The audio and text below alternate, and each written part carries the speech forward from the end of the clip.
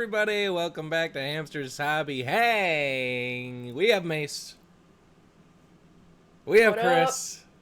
Hey, I'm Chris. You can't. That's right. You can't see me. I'm doing my mini cam. We just have your handiwork visible. Yeah. Oh, there's that handiwork. I'm sorry. I can What's have the music keyboard stuck in gonna my do head. today? It's the lava keyboard. The keyboard is on fire right now. That's the setting my Cool, keyboard love is it. on. Yeah. Um, yeah, welcome to Hamster Hobby Hang, where we hang out and do hobbies. You guys do them along with us, and we yeah, usually afterwards we post the stuff that we worked on in the Discord, and we just I don't know, it's just a fun like hangout, chat about random stuff, whatever conversation goes to. What's everybody painting today? I have more Relic Blade because I really want to get this squad done so we have something to play. So I got one of the big baddies, another pile of bones from Relic Blade, Bone and Darkness. What do we need to play Relic Blade that we don't have yet? Oh. You need me to have a few more streams so I can paint one more squad. Theoretically. One more warband. All right. So if we have to paint all these things, I think I'll ask after. It's all good. Yeah, because it'll be a whole conversation. Well, to play for fun, we don't need to do anything because there's that tabletop simulator mod that's really great. That's fair. We could just jump into tabletop simulator. Especially to learn. Yeah, that's a good point. That is a really grotesque mini, though. Like Yeah, I love this it. is- I love off-putting things. This is the best example of kind of mentioned last time, how it's not just like a reanimated skeleton, it's just like an assembly of bone. Almost like there was like a magic magnet that just like pulled whatever, bones were nearby in the earth or something and just sucked them into a big pile. What is Started the walking head? around. Like the skull? It's of it? Is like that a- like an antelope? It's actually a jaw. It's a jawbone, like a jaw crown sort of thing. Oh. Yeah, like Yeah. Tabletop Santa said, like a messed up bone golem made by a necro. Yeah, who has no artistic ability. Yeah, this is his first draft. He was figuring the spell out. It reminds me of Hey, Ungalant. Uncle Lancer. Yeah, I just saw him. He made this sweet graveyard, like Speaking of Relic Blade, he made a 2x2 graveyard terrain table that looks really sweet. He just like carved it out of foam. Nice. It turned out awesome. There's the earth texture was he cracked open tea bags and glued that to the surface. That was a pretty good idea. I bet that smells awesome. Yes, yeah, and aromatic. That's that 4D. You get the smell, the organic smell. Smell-o-vision. Yeah. What was that thing? Like the scratch and sniff, like Rugrats movie or whatever. Was that a thing? Yeah, they gave you a card. Yeah. I think it was for the Rugrats. But was it Rugrats Go to Paris? Was that the one that did Scratch and Sniff? Yeah, I Or was it think the first so. I haven't seen any of the Rugrats, so I just remember that being a huge sensation. You haven't seen Rugrats? Okay. Nope.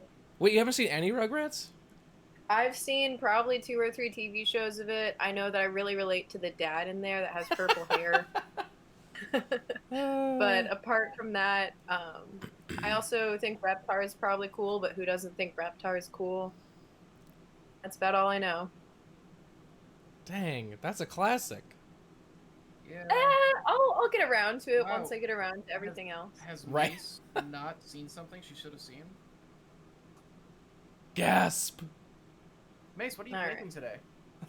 I'm painting a Rogue Tabaxi mini. I got a pack of 2 about maybe a year ago, actually, for my character Hatchet, and I've had it waiting in my desk for a long time. I'll hold it up, but like the camera's not good. This is just my normal webcam, so we don't get the great DSLR definition that Hamster and Chris have, but I don't know. It's a mini I've been meaning to paint, and also I started a little bit because I was getting nervous and I needed something to do with my hands while I was waiting for you guys to join the Discord. Not that you were late or anything, but I was just very early, so. I Whoops. started the call. Yeah, I know. It's not on you guys. I just was there for a long time being like, "Oh, what do I do? What do I do?" Because I finished my food. Is there How texture do on you the feel? base? Is there something on the base, or is that part of the model? Yeah, I it's really ugly right now, but I kind of wanted to get a lot of the big parts of it out of the way. But it has like this little dirt mound, so Oh, I nice. started like it's called burnt sienna, I think. Burnt umber. That's a great Yeah, earthy color. it's just to get something there before I like fuck up the feet too much. I mean, mess up the feet too much and then mess up the ground too much too. Whoops. Guess that's a drink, huh? Everybody's gonna have to leave. If you swear, you have to drink, Mace. I'm sorry, those are the rules. Darn it. Yeah. Oh, Ungalon sends the graveyard is an 8x10. You can plop it onto larger tables. That's a good idea. It That's does awesome. smell great. When is Dwarven Forge joining the D&D TikTok community? Were you gonna pitch that to Nate? I thought about that a lot actually. I'm thinking about putting miniatures on there, like some sort of Do it. like turntable videos with like, and then find like a cool epic track to put on it. That's what I want to do. It, it's super popular with like artists and hobbyists too. Like they have their own like little niche there. So I think you should definitely try it. And then maybe we could sell it. Also, sorry for the crinkling. I have aluminum foil for my paint palette because I don't have a real one. Aluminum foil.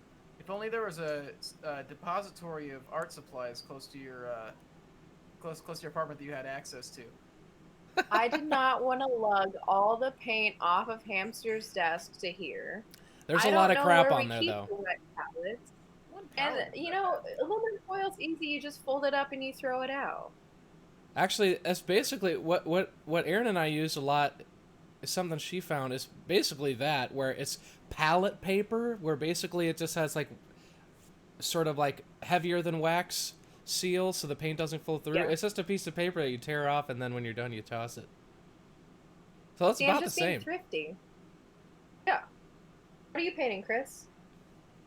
I'm painting a figure from Legends of Signum. I'm not familiar with it. Apparently, Hamster is.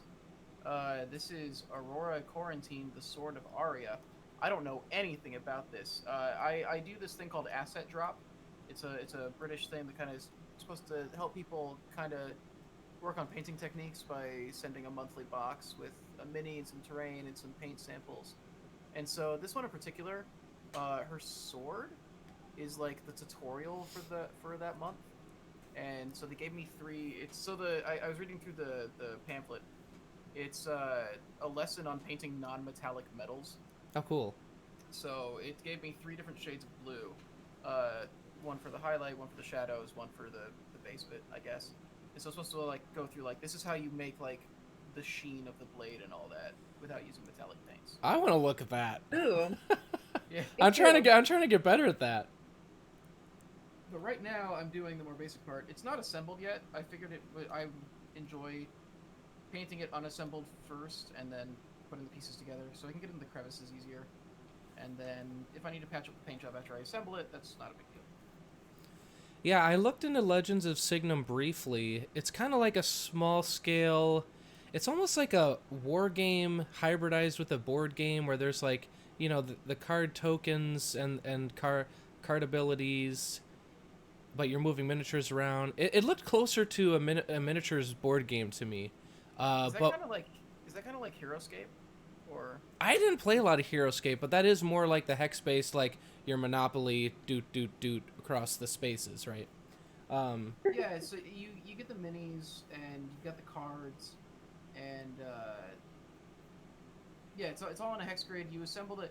The whole thing is it's like a modular battlefield that you can like construct, and it's like all the hexes are their own thing, Right. and so you like build your battlefield and all that, and you choose the size that you guys are going to spawn on, and yeah. It sounds like the game I should have started with as a 10-year-old instead of Warhammer Fantasy Battles, which had a 200-page rules section that was very convoluted. Yeah, Heroescape was definitely the starting game for like that. Like that was absolutely like the way to get kids into war games. Right. So DMN, we're it was talking very- about this game called Legends of Signum because Chris got a model in his subscription box from that. But we do have some God tier minis at the office. We used them in the Wargame stream, and the photos, I believe, are on the Wargames page of the Wildlands website, right? Is there some stuff on there? Yes. I think so. Maybe. I really like those Those too. are actually really good minis. The models are cool, yeah. No Here's Mercy. the- Yeah, Chris's box is called Asset Drop. Yeah. Oh, somebody asked about that. Yeah, asset drop. It's somebody who's actually on the Discord, Ashfro. She does painting streams, and I checked them out one time, and she was painting this box that was like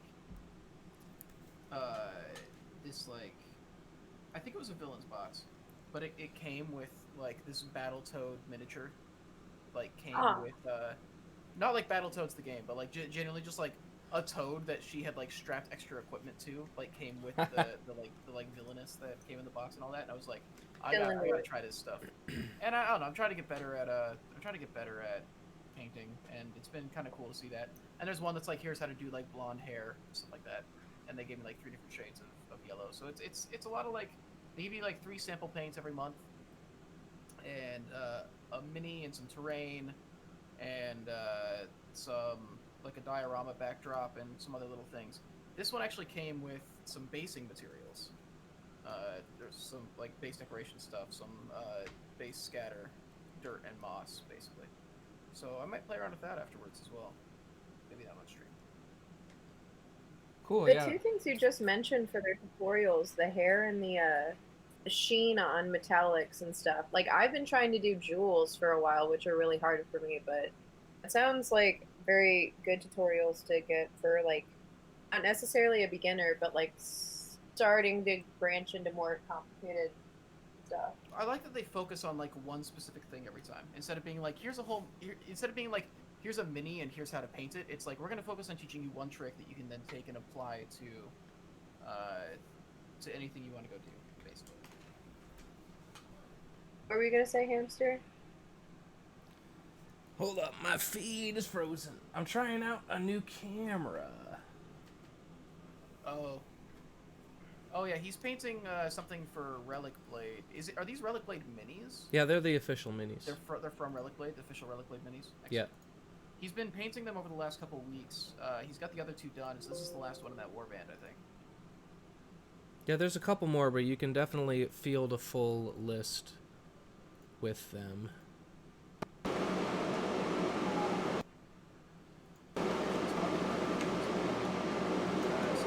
They're trying to decide between Relic Blade, Frostgrave, and another one that I can't remember. And they weren't sure which one to get, and I was like, you can try them all out on Tabletop Simulator and see what you like. I love Frostgrave. I don't have Tabletop Simulator because I have a Mac. I know Boo, but I think it still works on the Mac. I mean, you don't have a good Mac. Oh, really? I feel like so many apps on Steam that, like, it probably does work on a Mac, but there's so many apps on Steam where it's like, I've now given up even looking because, like, Among Us is PC only. Like, I just need to get a PC whenever I'm ready for the next upgrade, but I'm really not ready for that yet. There's a lot of games that will only be for Steam. You're not going to see a lot of games that are only for Mac. Or that for PC. Like, you'll see a lot of games that are only for PC and don't make it to Mac. You will not see very many that are Mac only. Right. Yeah. All right, night tabletop. Let's see. Yeah, like I'm really glad. Oh. I'm really glad that she's not assembled right now, because getting inside her hood here would be very difficult. I can't hear you. You're mumbling. I'm sorry. I'll speak up. I'm actually really glad I haven't assembled her yet, because getting inside the hood here would be very difficult. If everything else was here, I think. But... Hamster's laughing. Why is he laughing? Is he? I don't know, but he made this weird smile. Yeah, I'm trying to figure out my cam link. Okay. What's wrong with it? Just the feed froze. Is it unfrozen? No, it's not. It's still frozen? Yeah, it's still frozen. Well, I just have to like remove this source or whatever. deactivate, reactivate. Yeah, sometimes you Hey, really Six just of can't Clubs. keep turning it off and turning it back on. Wait, why did I get a poor mace from McGregor? What did I say? Oh, Probably the the main Mac thing. thing. Yeah. Yeah, okay. I get it. It's my own fault, but But it I don't does know. I deserve was praise. raised to be a Mac head. A lot of people were. Mackhead. They had, Yeah. they had, they had very successful marketing. Yeah. A lot of people. A lot of people only do It's Macs. also a more beautiful setup compared to Windows. It is beautiful. I mean, you can argue as you like, but I find it more aesthetically pleasing. You can customize PC a lot easier. Is the thing. I mean, the ultimate form is Linux. If we're being real, Linux you can. Right, which don't you have to get Linux in order to make your PC look like a Mac? No, no, Linux is an entirely different operating system. Yeah, I know. But like the only time I've ever seen a PC look well, like in the kind of setup that I would like, is Linux, which basically makes it look like a Mac. I But guess if they have like multiple setups, maybe I'm just but in a minority. Minority. the point is, if you really care about aesthetics, what you need to do is learn coding, get Linux, and just make everything look the way you want it to. Or I could just not play the games that I won't have time to play and keep my Mac. But maybe you would have time to play them if you got a gaming PC. Hey, there you go. How would that change the amount of time I have? You'll care about it more, so you'll make an effort to practice self-care and play video games. Yes, I have, Oh. well, I'm still experimenting with this, but my belief is that all the things that I want to do, if I spend enough money on them, I will one day, eventually, start them. That's It not how hasn't it happened goes. yet. It hasn't happened yet, but I'm still optimistic. I do. See, that's how piles of shame I've form. fallen down that Piles of hole. shame. Yeah. Piles of shame happen when you're not spending enough money. Right. Exactly. more money. God, Go I'm away. so seen right now. What? I'm trying to use the lingo. Is this how the You're kids are so talking? seen? I'm seen. I'm No, not exposed. since I'm 2009. exposed. Oh, seen. Yeah, Oh she's my trying- gosh. she's Okay, trying- I'm she's stuck trying to talk 10 about years food early. kids. Yeah. I Mace thought, is yeah, stuck. I thought you were talking Yeah. about like emo kids. See, I'm stuck in the aughts, so ignore me. Yeah, Mace is stuck on what the kids were talking about like 20 years ago. Somebody also in the chat got mad at me for saying, I mean, let me find the actual thing. Okay, Eyeline Blaze says, Mace has never made me so angry as saying Linux makes PCs look like Macs. Doesn't it though? No, What it's a does different. Linux do other than that? What? Linux is it's an entirely different operating system. Right. It's not like a form of Windows. It's the modular Yes. operating system. But you can't Basically. download Linux really on a PC. You can download it. I mean, you can't download it on a Mac. You can download it on a PC, right? You can put it on anything. You can put Windows Okay. on a Mac machine. Yeah, I D-Roo would in never the do chat that. did that to play video games on his Mac laptop, and then it died. Probably you from can- playing games on it. Yeah, you can. God, I had a roommate in college who got super into playing Assassin's Creed, but it was on his Mac laptop, and he would sit there, and all day I would just hear like, Yes. as his Mac laptop ran it like just the loudest fan I'd ever heard, and I'd look over and he'd be playing Assassin's Creed at 10 frames a second. Oh my god. It would be stuttering so bad. It was terrible performance, but he would sit there and play it all day. That reminds me, when I was playing Warhammer 40,000 Dawn of War 2 on it was a PC, it was a Windows laptop, but not made for gaming. And wherever the, hardware was under the keyboard, my keys would get hot to the touch. That's how overheated it would get. And so it would be painful to play, and yet I would continue and play through the pain.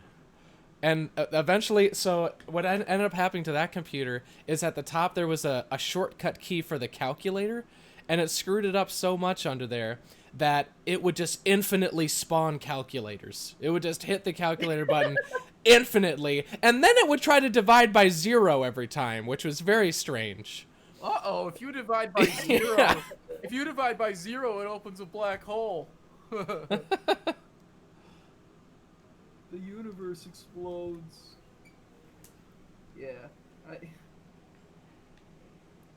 man, I'm just thinking back to, before, when I was like a kid wanting to play games on my computer, and I didn't understand how computers work at all. And, trying to run like Roller Coaster Tycoon 2 on our very, very bad, like, Dell computer that my mom got for work.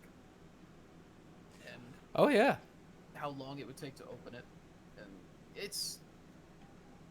I've come so far. Yeah, my mom had a similar, store-bought Dell that I tried to play Counter-Strike Source on. And I was like, what's happening? Why am I so bad at the game? But my computer was bad at the game. And me, probably, also. But funny, like, I still perform badly at games, so I think my computer just might not be good enough. yeah. Again, put more money into it, eventually you'll be good. Yeah. That's how it works. Oh, man. Don't put TikTok on your phone? I like that every time I watch a video about mini painting and everything, the painter's always like, you don't even need to get the most expensive equipment. Like, that's not what makes a mini painter. Like, figure out what you like, and then you can, like, splurge where you need to. But, like, the most expensive equipment's not going to change your skill set overnight. So That is true. That hasn't stopped me from buying multiple complete paint sets. Yeah, but you need paint. You don't need hundreds of paints. Yeah, I mean, if you avoid buying it, you are going to run into a problem if you don't buy paint, Hamster. That's Yeah, true. well, I'd say that's forgiven. Ooh, on this mini, All right. I also forgot to mention, I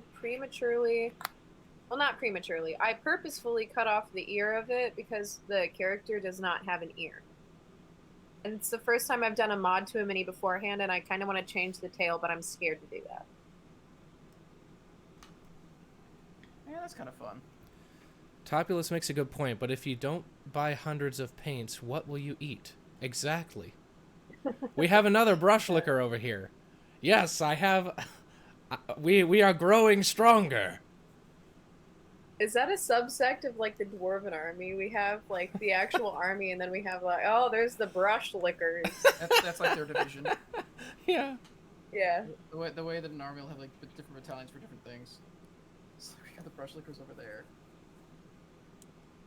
What other divisions would we have? All right, as promised, I'm gonna need to take a bathroom break and get another drink. Right, you did promise Cool. that, and I was waiting for the day. I was very excited when you said you were going to take I a did bathroom promise break that. in the So middle of the please, Yeah. go ahead and fill the time with whatever palling around you guys want to do. Because when So, I get back, it's just- only gonna be mean mates. Just classic palling around. That's what we'll do. All right. Can't wait I for prefer I'll watch it back and see what the dialogue's like.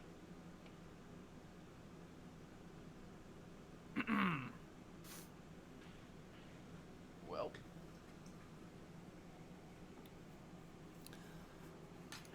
I seriously do want to take a look at what they say on that non-metallic pamphlet. That's really cool. painting non-metallic metallics. Yeah. I'm intensely curious about it too, because I didn't know what the pitch was gonna be. I just thought the mini looked really cool, and so yeah. Then when their pitch was like, let's paint metals without using metallic paints, I was like, do that. So yeah, right now, like my whole thought has basically just been like, put the skin color on the skin, put whatever color you want on their clothes on the clothes, and then if there's something metal, you put the gold on the gold stuff, and you put the silver on the silver stuff, and it shines for you. And I guess like that's the extent of my paint selection. Right. But man, if I can get so competent at painting that I can go like, you know what? instead of using blade steel on this blade, I'm gonna use my assortment of pastels. Like if I can like do that and make it work, I'm gonna be very happy with myself.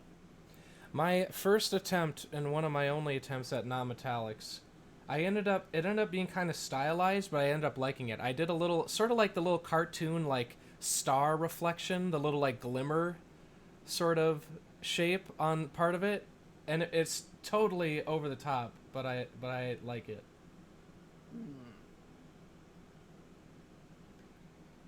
So, oh man, what was I going to talk about? Oh yeah, should we just knock out a Relic Blade Warband? So we're doing this game for Wizards of the Coast, well for Lost Odyssey, I guess I should say. That Matt Lillard is DMing and stuff, and we're going to be running the terrain and stuff out of the office. We got to paint a bunch of minis for that, for them to use in the game. And so we're talking about doing like a painting party on Saturday to knock all those out. Should we also just try to like add on painting another warband and then get a game of Relic Blade in on Saturday? This game's supposed to be what, like a half hour, right? Bit ambitious. Yeah, but the learning game probably won't be. You know? I mean, probably have time. Well, we'll see. I definitely like the idea. Again, I gotta play it by ear because I don't know what my plan is Saturday, but I definitely am open to doing it very soon. That's another thing is we're gonna have a lot more time now. Oh yeah, it's definitely gonna start to slow down a little bit. So there'll be plenty of, trust me, I've been purchasing many systems, and we have a lot we can play. Woo! I can bring in my VR as well. Ooh, yeah, that'd be cool. We can all. I want to steal your VR waifu.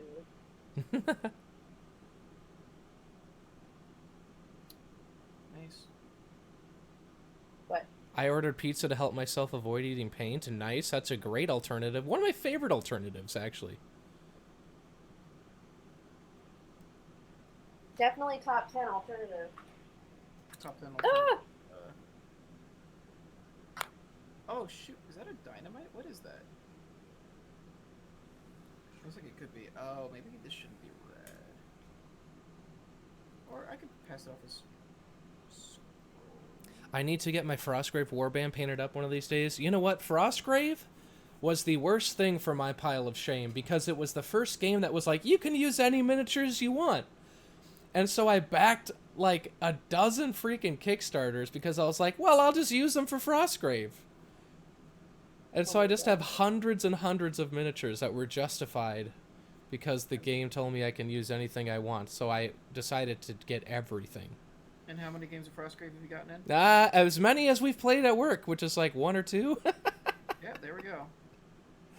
And all the Kickstarters are starting to come in now. So I actually see my pile of shame instead of the invisible portion of it.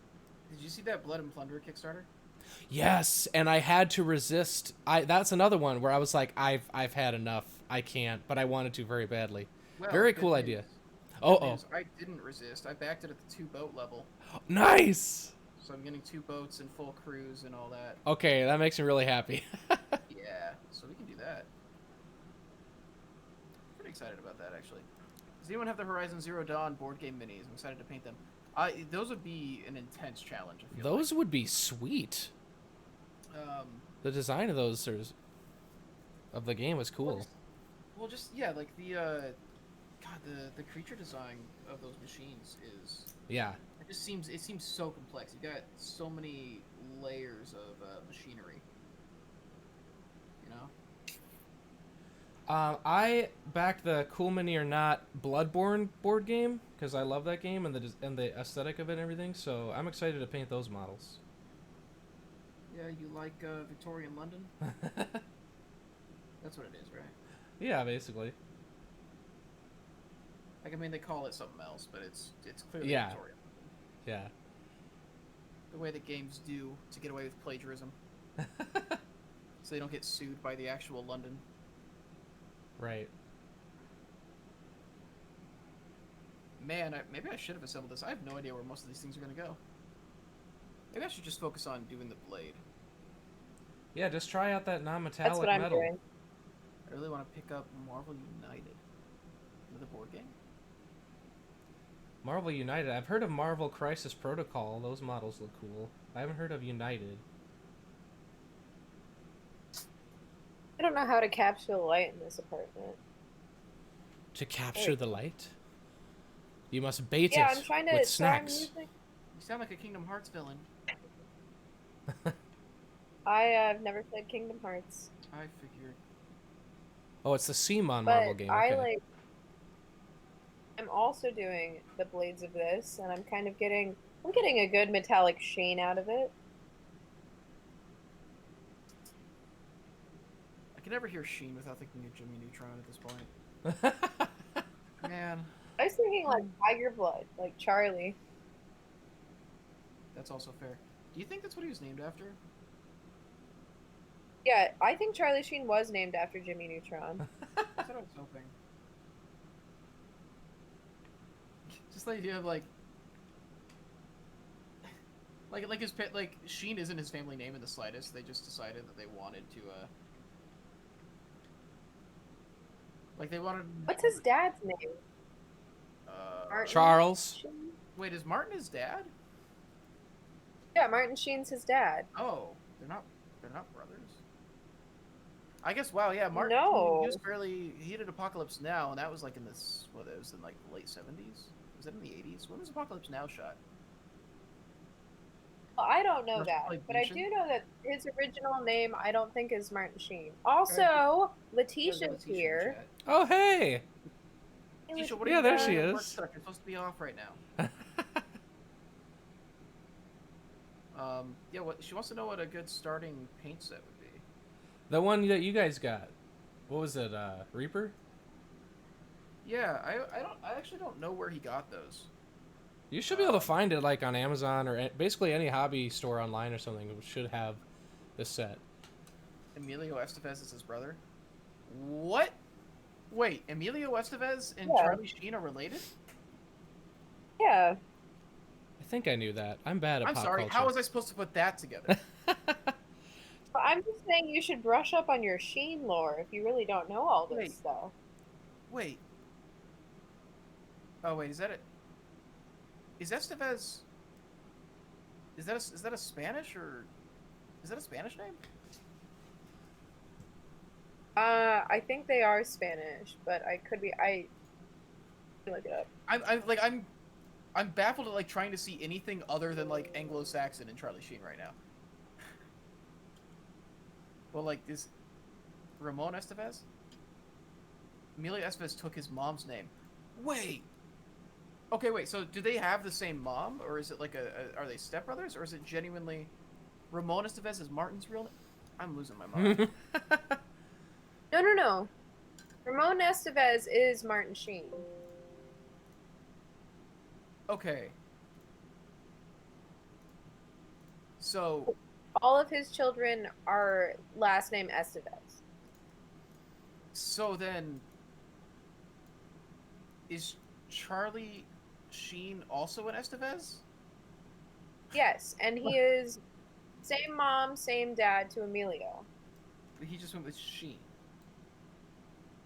Well, Martin went with his stage name Martin Sheen, and I think Charlie went into the film kind of academia and did not do the Nick Cage thing, the honorable thing, which is changing her last name to something else, but went with the Sheen way and kept the last name, the stage name.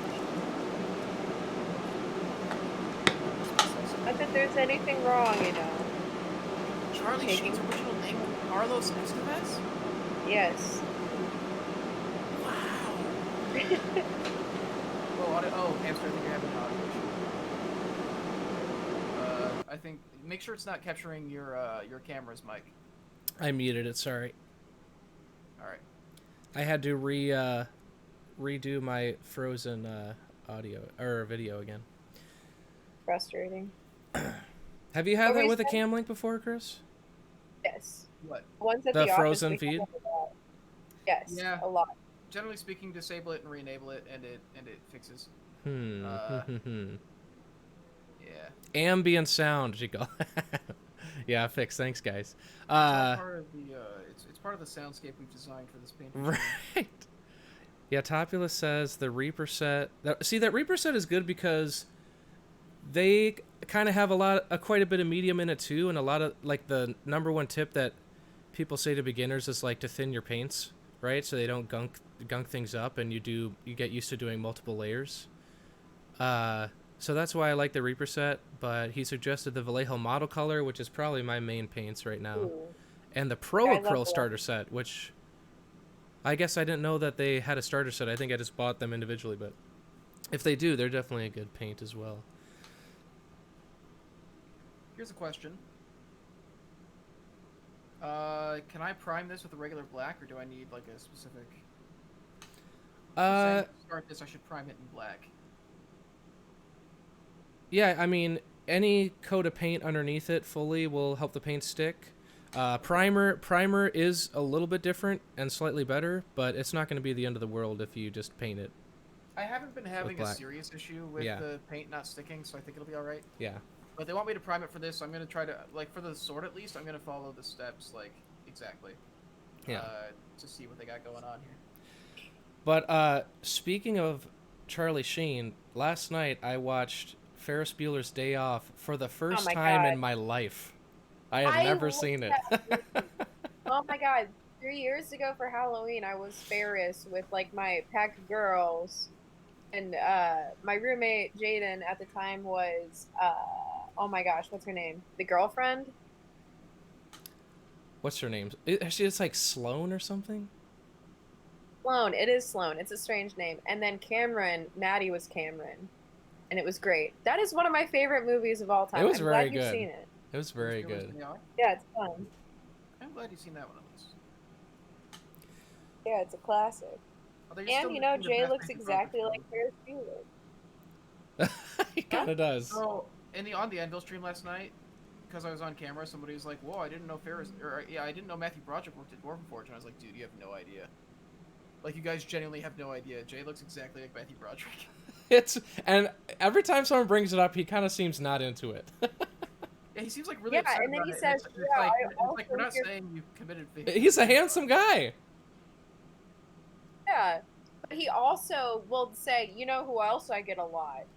A guy who masturbates in movie theaters," and it's like Pee Wee Herman. He's like, "Yep, that's the one." He doesn't look Like, he doesn't look like Paul Rubin. no, not as much. He looks a lot like oh my gosh, we were Matthew Broderick, but I can see Paul Rubin a little bit, like with his profile.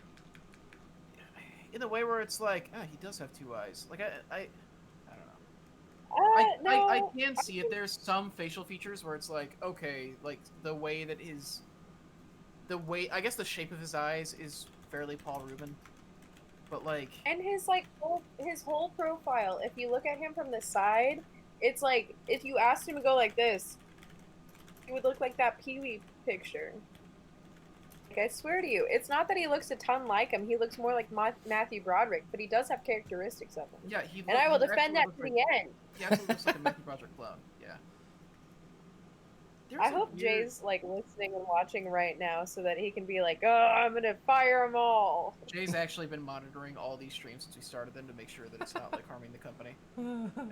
Uh-oh. He would have stopped. He would have like jumped in and stopped Nate at some point during one of these streams if that were the case. Yeah, like the Kickstarter finale. Oh man, I want to bring Jay on Twitch at some point. I want to get Jay He to say doesn't want to poggers. be one Twitch. All right, yeah. Who's placing bets on when that's gonna happen? I want to bring Jay on stream and I want to see what we have to do to get him to say Pog Champ. Oh, PogChamp. Yeah. Oh man. Please don't say that to him in real life. Yeah. I don't even know what that means. PogChamp? It's because you're not on Twitch person as much. Yeah, it's true. It's Yeah, now that's all you, baby. Yeah, I watch it. Actually, it's weird. So I don't get into most stuff on Twitch. I don't like most of like the popular streamers at all, really, and But I watch a lot of like mid-range streamers and so I'm aware of a lot of Twitch culture because it gets made fun of a lot. So PogChamp is like one of the biggest emotes on the platform. It's Gutex, I believe, is the Gutex is the streamer, and it's this guy. He's got his mouth wide open, very excited. I'm sure you've Oh, I seen. know what you're talking about. Yeah, that is Okay, PogChamp. okay, I get you. I'm in the know now. But what's interesting is so like each emote has like a text like trigger, like text associated with it that will put it in the chat, right? But now the text for the emotes is becoming like actual vernacular in like just to say the word. Yeah, people just like go out and they just say like poggers. Yeah. Uh, Yeah. or Monka S, like stuff Right. like that is becoming like, yeah, feels bad man is another big one. Yeah. Smile, just saying smile. Right. Twitch culture is very very strange. It is. I love Twitch. I don't understand why it is the way it is half the time, but I love and appreciate it. It's a lot of fun. Yeah, I enjoy it a lot. Selena says, "Joke's on you. He watches all the streams. It'll be reflected in the holiday bonuses." So, rip everybody. Joke's on her. I don't think I'm getting a holiday bonus. I don't think I was ever eligible in the first place. I honestly, I forget did I get one ever? I don't remember. I'm not good with money. I am not good with money. I'm like, did I get paid? Probably. You're like actually an installation of the company. You should be getting bonuses. So many bones. Yes, indeed. I think this is fully primed. Yeah, no, I'm really bad at the payment thing. Like, man, I haven't collected Tyler's rent for the month. It's the 22nd.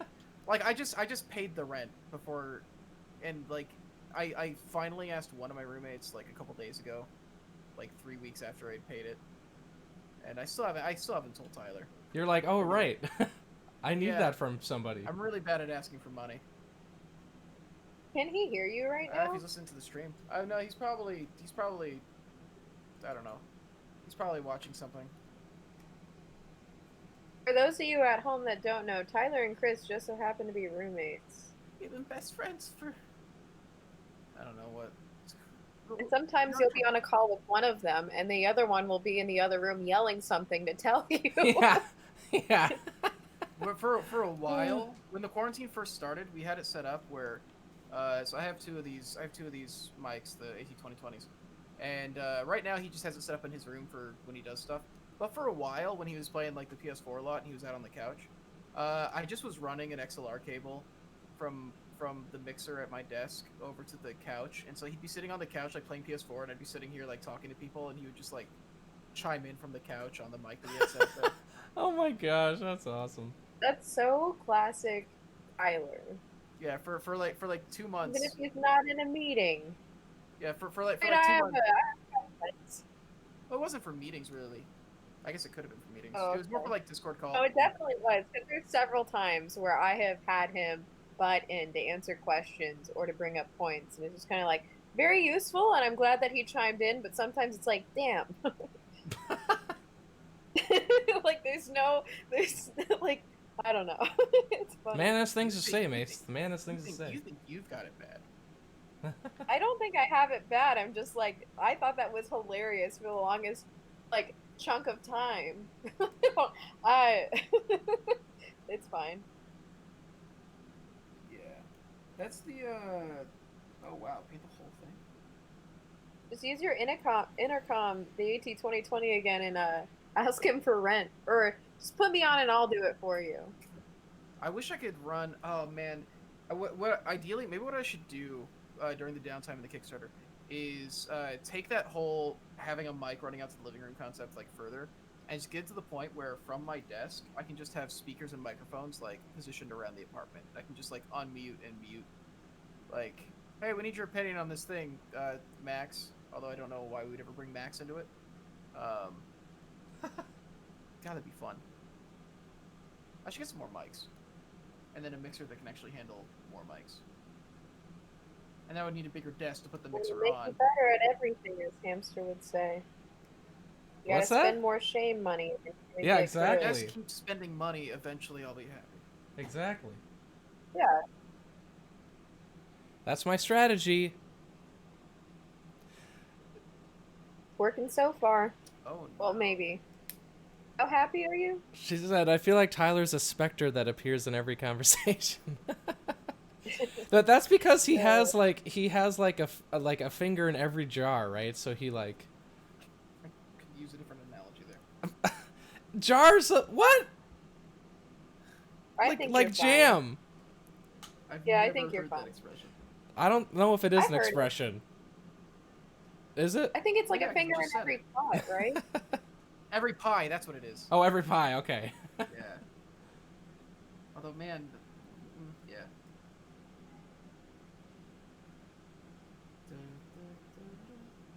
Well, I put too much paint on that brush. But they were like, you need to lay it on thick. So I was like, fine, I'll just get really thick with it. But it doesn't actually paint that thick.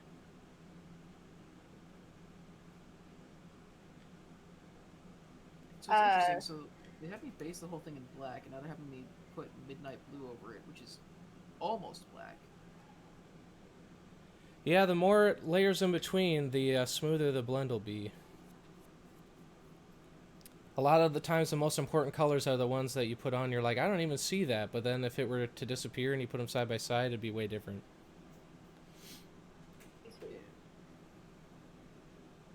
Well, now I get this some time.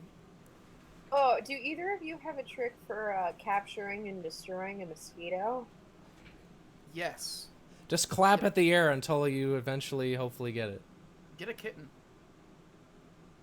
No. Borrow a kitten for a day. No. Just in general. I'll just keep clapping. I'll just break into applause every 5 minutes. And you guys can say, oh, that's for me. I said something really witty. Or like, oh, I said something really useful. Really, it's for the mosquito, the little blood-sucking freak. Do you know Dimitri Martin? Yeah. I do. I love Dimitri. I love his bit about trying to catch a fly, but sending mixed signals because when you miss, it just seems like you're clapping for him. So then the fly's just like, oh, you like what I'm doing, huh? Well, what do you think about this? And he does like a little loop-de-loop. I wish his show were still on. His show was genuinely good. Like his TV show was like actually like very solid. I was actually really happy with the second routine he did on Netflix, because he had the first one, Dimitri Martin Person, and that's like where I found him. Where I think most people found him was that first like Netflix routine. Same thing. But I got Netflix. Was it? You mean Comedy Central? It got put on Netflix eventually. Oh, okay, yeah. So that was like where I saw it, and then he did a Oh, I second. see. Okay. Then he did one that actually was like a Netflix funded one, 4 years ago ish, something like that. And I was really nervous about it, so I was like, oh man, I thought he was really funny when I was a kid. What if he's actually not that funny and I was stupid? No, it's actually still legitimately really good, and it's cool because it's not just him repeating like the same stuff, which I think was what I was partially worried about. Was like, what if he's just a gimmick comic, like when I liked Jeff Dunham as a kid, you know, like. Ooh. Hmm. You know who I really like, and I don't know if they still hold up, is Bo Burnham. Bo Burnham fascinates me. I really like Bo Burnham because this is like a rant I went on this rant like a couple weeks ago. All right, he's practiced. Let's hear it. So when it comes to stand-up, the whole point of stand-up is, generally speaking, you know, you spend a lot of time being really bad and like failing in clubs and trying stuff out, and it's fine. Nobody knows who you are. You go to another, like you go to a show the next day, entirely different crowd. It's like it never happened. Like you fall over and over again as you figure out like who you are, what your voice is supposed to be. Cause it takes a while, you know. Especially like you gotta. It takes like such a to actually be good at comedy. Like takes such a. You gotta have so much like self-confidence, or not even self-confidence, but like self-assurance, and like uh uh so it takes a while to like figure that stuff out. Bo Burnham didn't get to do that. He got famous before he ever did actual stand-up by doing like YouTube videos and stuff, and so he never actually had a chance to screw up in clubs without people knowing who he was, you know. Yeah, that's true. And so like we've gotten to see like his entire development as a comedian basically has been archived, and you kind of see it over the course of like his specials and everything. And he seems like somebody who is very conscious about the comedy that he makes as well, and like has like a point and things that he wants to get across, while also being the point where it's like the dude like was doing a special like I think his first special came out when he was like 19, something like that, and it's like who has that stuff figured out at that point, like the ability to like like I've got a message, like Yeah, that's I don't wild. know, it's like not everything he does lands, but a surprising amount of it does, and like I have just like an intense amount of respect for the effort that he puts into like actually growing, because having gone to school with a lot of people who tried to get into stand up and seeing how adverse to growth they were, especially since he had that early fame, he absolutely could have stayed completely he could have stayed the way that he was when he started on YouTube, you know. Yeah. He absolutely could have like made a career out of that and coasted on that, and he decided not to. I wonder what it would have been like if you were a YouTube star now. If he were. If he were still a YouTube star, like if he consistently posted on YouTube. He moved to Vine a while ago, and I don't think he's on TikTok, which is the new Vine. So. Yeah. Oh yeah, when Demetri Martin was on the Daily Show, that was also he started. I think he started there. Was that before he had a stand-up special? Because I know he was doing stand-up before he was on the Daily Show. Did his first special come out after those years? It's weird to think like how long Jon Stewart was actually around. And Mitch Hedberg is also fantastic. He had a Comedy Central Presents before that? Okay. Oh, you gotta see him live? Oh, the easel thing. Yeah, the drawn comedy, I always wondered how that would land, especially because he uses the fact that it's a recorded special to sell a lot of the jokes in his stuff, which I think is great, but it makes me wonder how the audience feels. It's there, and it's like they're not going to see the fun edit, you know?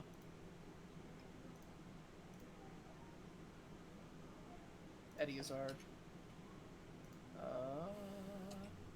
I don't know Chris Fleming. I think your feed's frozen, Hamster. Yeah, I'm fixing it. Thank you. Okay, just want to flag it in case you were at going least to it froze town. on a really cool example of shading. Yeah, this is the freeze frame. The instructional. This is Right. step X. I don't know. All right, I'm gonna try to do the raccoon face on this guy. Making sure raccoon that face. the audio on the feed is not happening. Okay.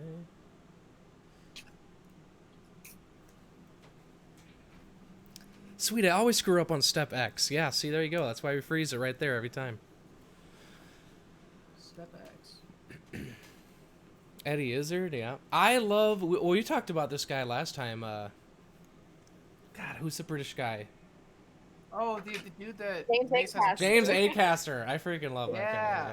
Yeah. Me too. He's brilliant. Oh, it's more. I won't. Okay. I love him very much.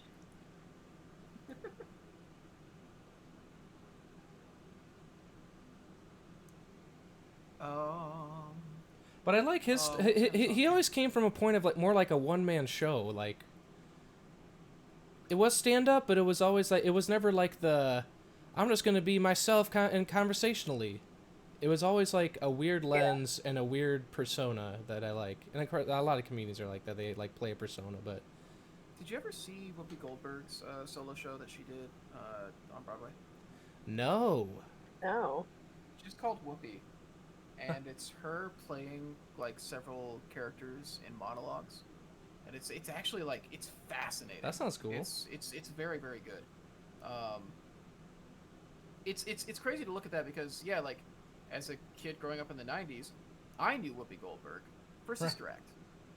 Right. like pretty exclusively for Sister Act, and now she mostly does The View, and I don't think she really acts that much. She like is in some things now and then, I think, but it's usually like a rare cameo because she hit that point where she was so recognizable as Whoopi Goldberg that it became a thing where it's like we can't really cast you for like character roles anymore because people are just gonna see Whoopi Goldberg when they see you. Yeah. At that point, she became like that big of a name. But her solo show, like going back and seeing that and like, oh yeah, like she used to do this stuff. Whoopi was Star Trek: The Next Generation for. It's right, she was in that. It's wild. Yeah, it's interesting when people have careers that go through like several phases. For me, it was she was the prince's mother in the live-action Cinderella featuring Brandy. That is true. That is true. Wasn't she also in a cop movie where her partner's a dinosaur? God, I hope so because I need to see this if that's the case. I think she is. It's a buddy cop movie. Hey, I'll Wargaming look it up. Recon, how you doing? Painting some game tiles? Oh, that chat is going. She's also in Ghost. Oh yeah, yeah. She's in Oh, Ghost. that's Oh. right. Yeah. Yeah. The movie with the buddy cop T-Rex is called Theodore Rex. You've got to be kidding. We need to find this. Wait, I'm really Letitia not. said that Can we she watch that while painting on Saturday? Letitia said she ran into John Mulaney on the street and he cringed because he thought she was gonna come up and talk to him. I don't blame him. He probably gets a lot of really annoying Yeah. fans, honestly. I do like him a lot. It was a shame because when I saw him live at Radio City when he did that special there, but it was on like the Thursday that he started, so I feel like he like wasn't super into it yet. He was just like there was an early show and a late show that day, and I was at the early one, so I feel like he was sort of like just kind of gearing up for the remaining like 6 shows in the next 3 days. Yeah, I like John Mulaney a lot. So do a lot of the worst people I know. So I would absolutely expect him when he sees that look of somebody recognizing him. Yes. I would absolutely expect him to be like, "Here we go." Right. Like, I could see that. Definitely. Yeah. Was he carrying Petunia? Oh, I forgot. love Yeah, that. he made his dog part of his act. Yeah, kudos to any comedian who actually has an audience that talks about their personal lives. Like, Yeah. with the way that the internet and stuff is now, like with how hard it is to have any semblance of privacy, man, you're basically begging for people to pry way too much into your business. He's a good stand-up though. He's one of the only more recent stand-up comedians that I think I like a lot. Like, I'm just not into like most of this wave of comedy, but his stuff is pretty good.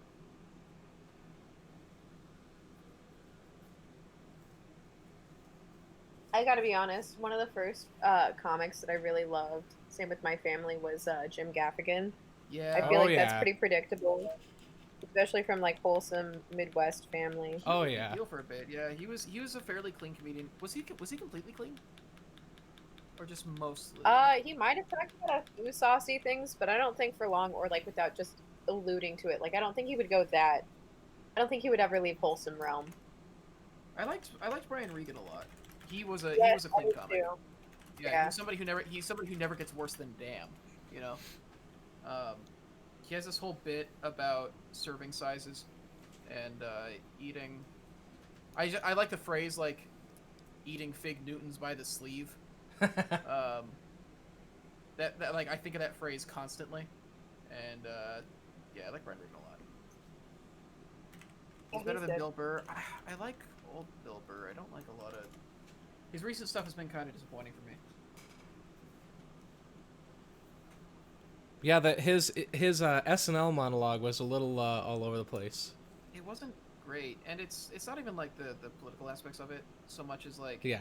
it's a lot of jokes where it's like everybody's saying this joke right now. Like you're saying the things that like everybody's saying online right now, and it's like I'm not Well, it's interesting. surprised by it. It seemed like kind of unpracticed. Like, you know, people don't have as much opportunity to just go to any random club and like try their set out because everything's closed. So I wonder how much that was a factor. You know. Yeah. Dane Cook It's weird performed because- for my college orientation night. Oh, God. Nice. Sorry, what were you gonna say, Chris? It's weird because like there was a period of time where I listened to his podcast for a while as well because he was one of my favorite comedians for a while. I just haven't been to his recent stuff, but he talked about like wanting to be a better comedian and like taking chances and like trying things, and it was like cool to see him like push. Because one of the big recurring themes in his comedy was always like about all the like toxic stuff he learned like kind of growing up in a sort of like rough and like you know you gotta go hit that guy like that sort of thing, and like him trying to like unlearn that stuff and talking about like getting married and like raising a dog and like learning how to actually deal with his emotions. It was like a really cool thing to see, and he started doing like more nuanced stuff, and it was like, this is interesting. He did that whole bit about he did this whole like pantomimed bit about when him and his wife wound up watching a documentary about Coco the gorilla in the middle of the night. Oh, yeah. my God, I love Coco. Yeah, and Sorry. he had this whole thing about it that turned into this like hypothetical scenario, and it's like a 10-minute like physical comedy bit, and it's a thing where it's like, yeah, I haven't seen anybody do this. I haven't seen you do this. Like, this is something that's like wildly outside of your wheelhouse, and it was like a cool like surprising thing. And then the last couple of years, it kind of feels like he's just gotten into like repeating really lazy jokes about like, I don't know, like regardless of how you feel about things, I just think like using Me Too as like a punchline, like without any like context even, is like weird. And it got to doing stuff like that where it's like, I don't know, like a thing where it just felt like I'm hearing people who aren't comedians say this all the time. So like it's not that, I don't know. It doesn't feel like actual joke writing to me. It just feels lazy, I guess. But I don't know. We'll see. His show's pretty good though. F is for Family. I remember I watched the first season. Oh, I haven't watched hate it that since. show. You didn't like it? No, it's so depressing. It is. And It's- But not that's like like his real life.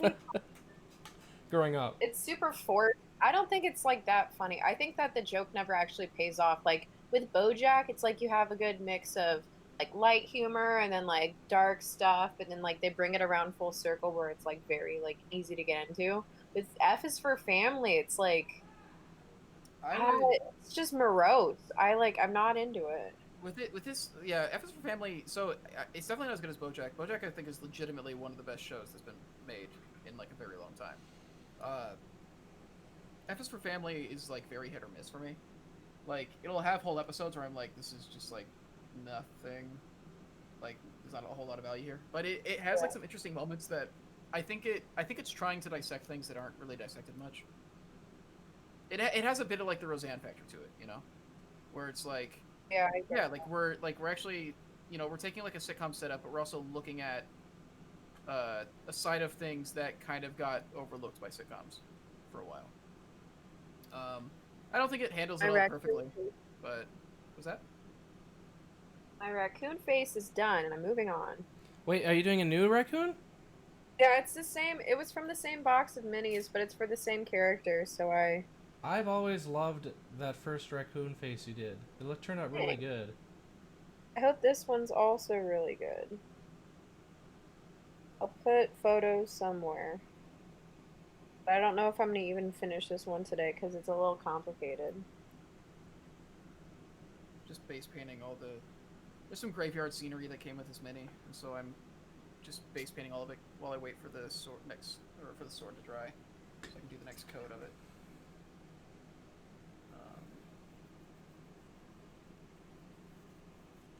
Not much of a Lin-Manuel Miranda fan, but I appreciate that the bros are friends with him.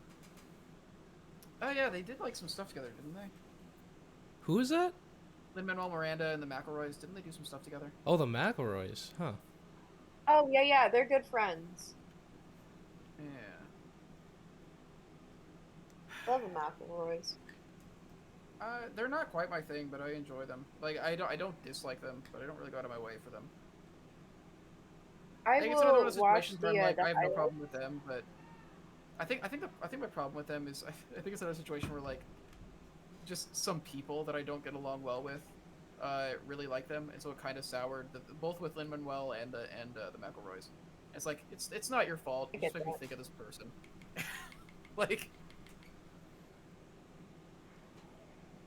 It is what it is. yeah. But they make good content. They work extremely hard. I can't believe how much they put out.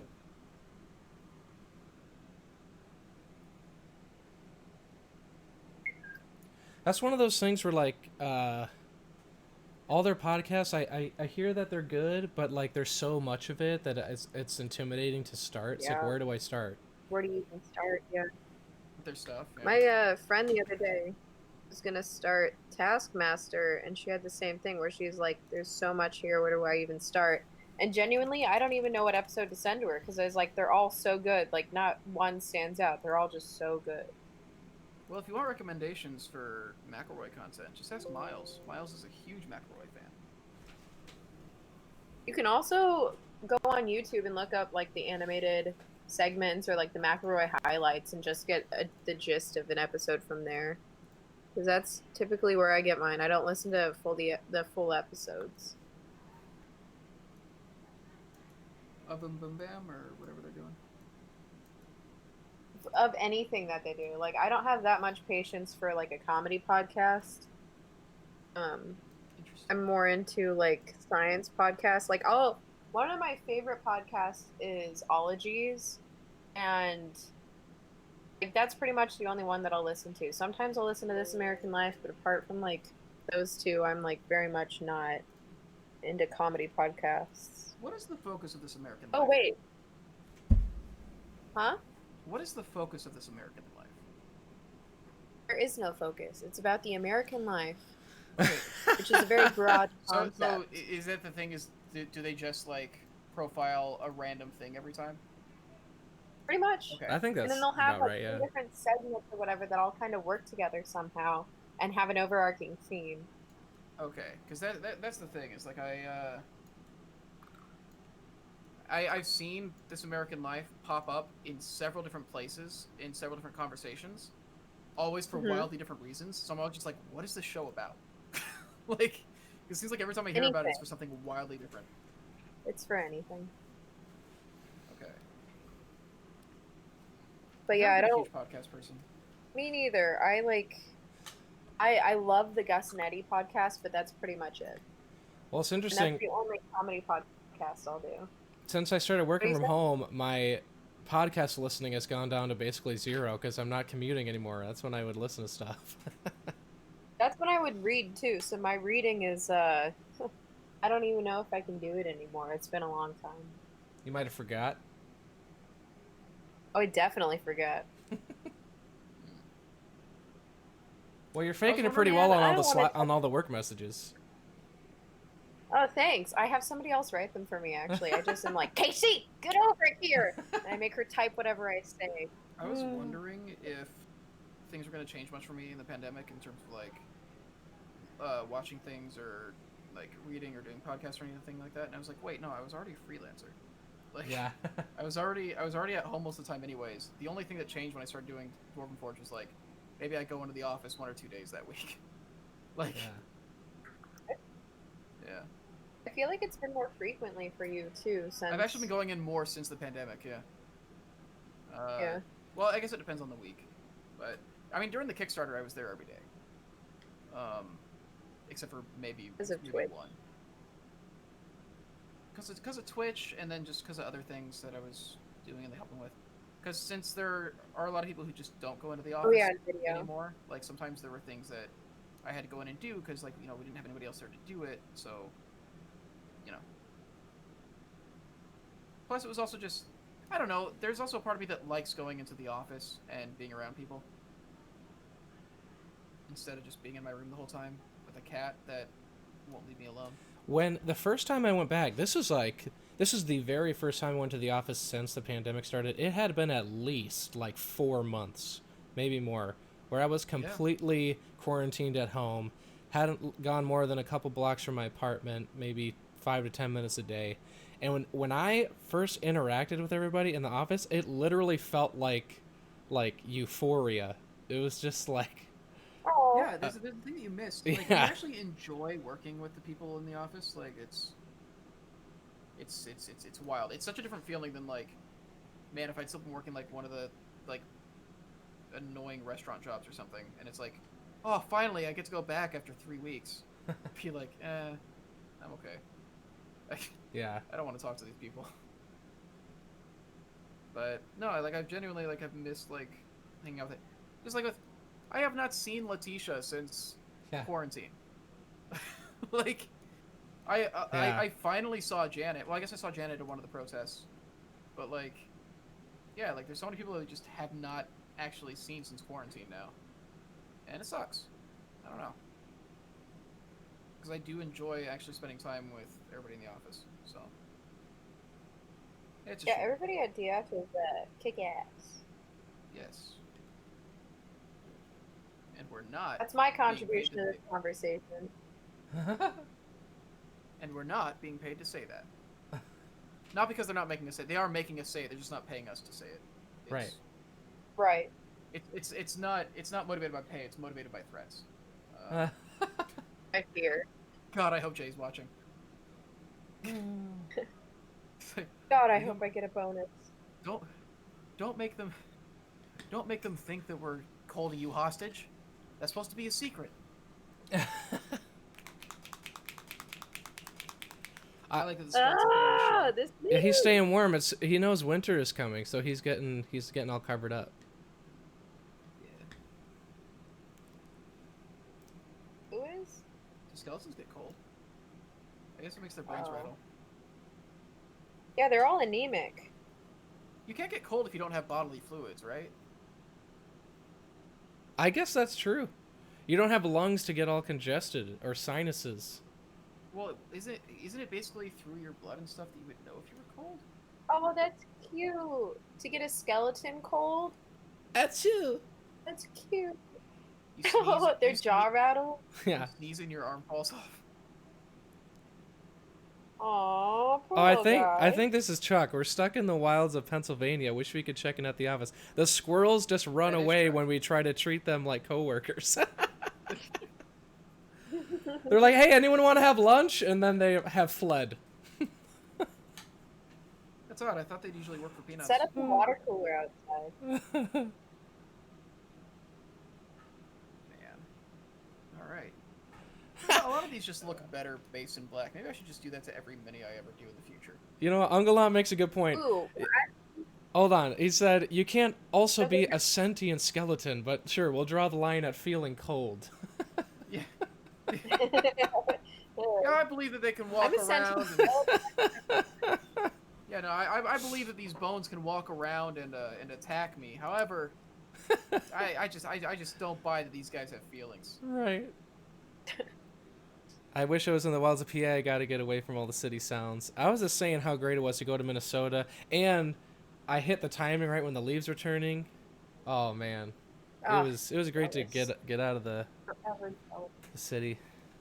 It is. I guess that is one of the nice things about living in about like being able to go back to Minnesota is like, yeah, you lived in what is essentially the Garden of Eden.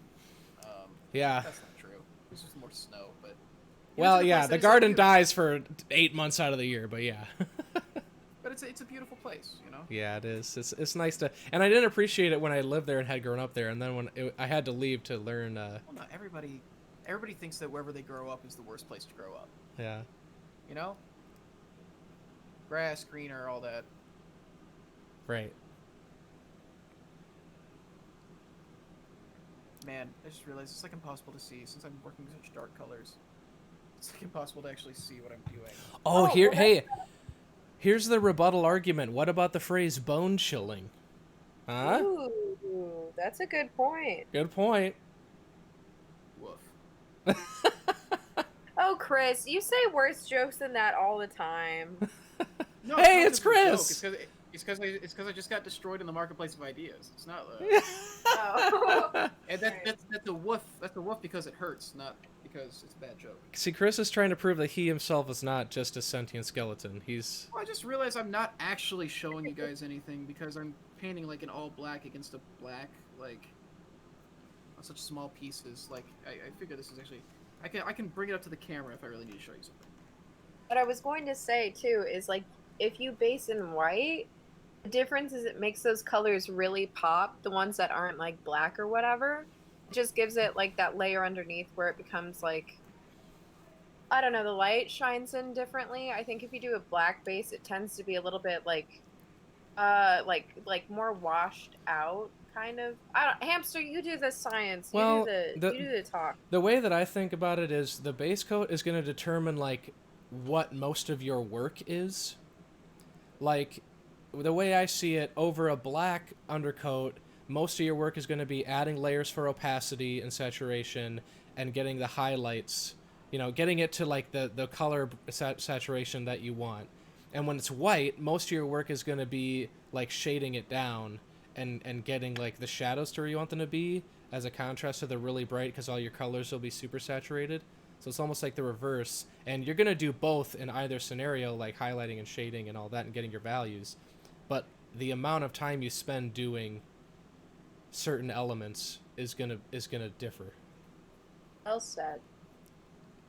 Oh, I think Finley has the case closed here. Aren't we all the sentient skeletons in meat suits? Yes. You know? We're brain bots in skeleton suits wearing meat armor. Oh my gosh, Letitia! This Whoa, is... what? What? Okay, this is arguably the most important part of the painting process. Sky, blah, blah, blah, blah. So, doing highlights. Using your brush, sketch out the highlights. When applying these, your brushstroke should go from the outside of the blade towards the center. Don't worry about your work being super smooth. Thank God. Visible brushstrokes are fine at this early stage. We'll smooth them out places later on. Tip: for the underside of the blade, the highlights are painted opposite the darker parts on the upper side of the sword. Also, the reflection points are smaller than on the upper side, thereby resulting in the underside of the sword being darker. Okay, so here, where's your camera? So it's like the plane, like the triangle of the blade, right? Like the raised planes on either side, and you want them to be opposite for you guys. You want like them to alternate. You want them to kind of alternate. Yeah, that's why I guess I need to decide which of these is the upper side of the sword. Yeah, so you literally. Here's the thing, non-metallic metal is a trick. It's an illusion, and there's no way to make it actually realistic. So you just have to choose which side is going to go which way, and the other one do the opposite. And it's literally not really and all right. it does is it makes the lighting source look like it's coming from a different. Yes, yeah. Okay. The important thing is just that the top and the bottom are opposite. Right. Yeah, dark meets light, Topula says. That's what makes it read like metal, is when a really dark ends next to a really light. And then alternate, yeah. One of my smaller brushes for this. Yeah, Rule of Cool totally plays for these type of effects. Paint what looks good, not what's realistic, right? Can you line up 5 seconds of Santana featuring Rob Thomas as smooth for each time anyone says the word smooth? Cause you're so smooth. It's that song, right? I think so. Wait, Rob Thomas, was that the guy that was in Matchbox 20? Yes.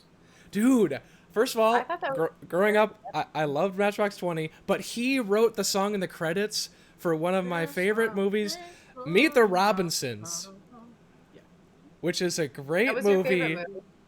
One of my favorite animated movies, because the kid, he's this is the happy ending, and Rob Thomas sings in the credits, and I would cry growing up watching it. Oh.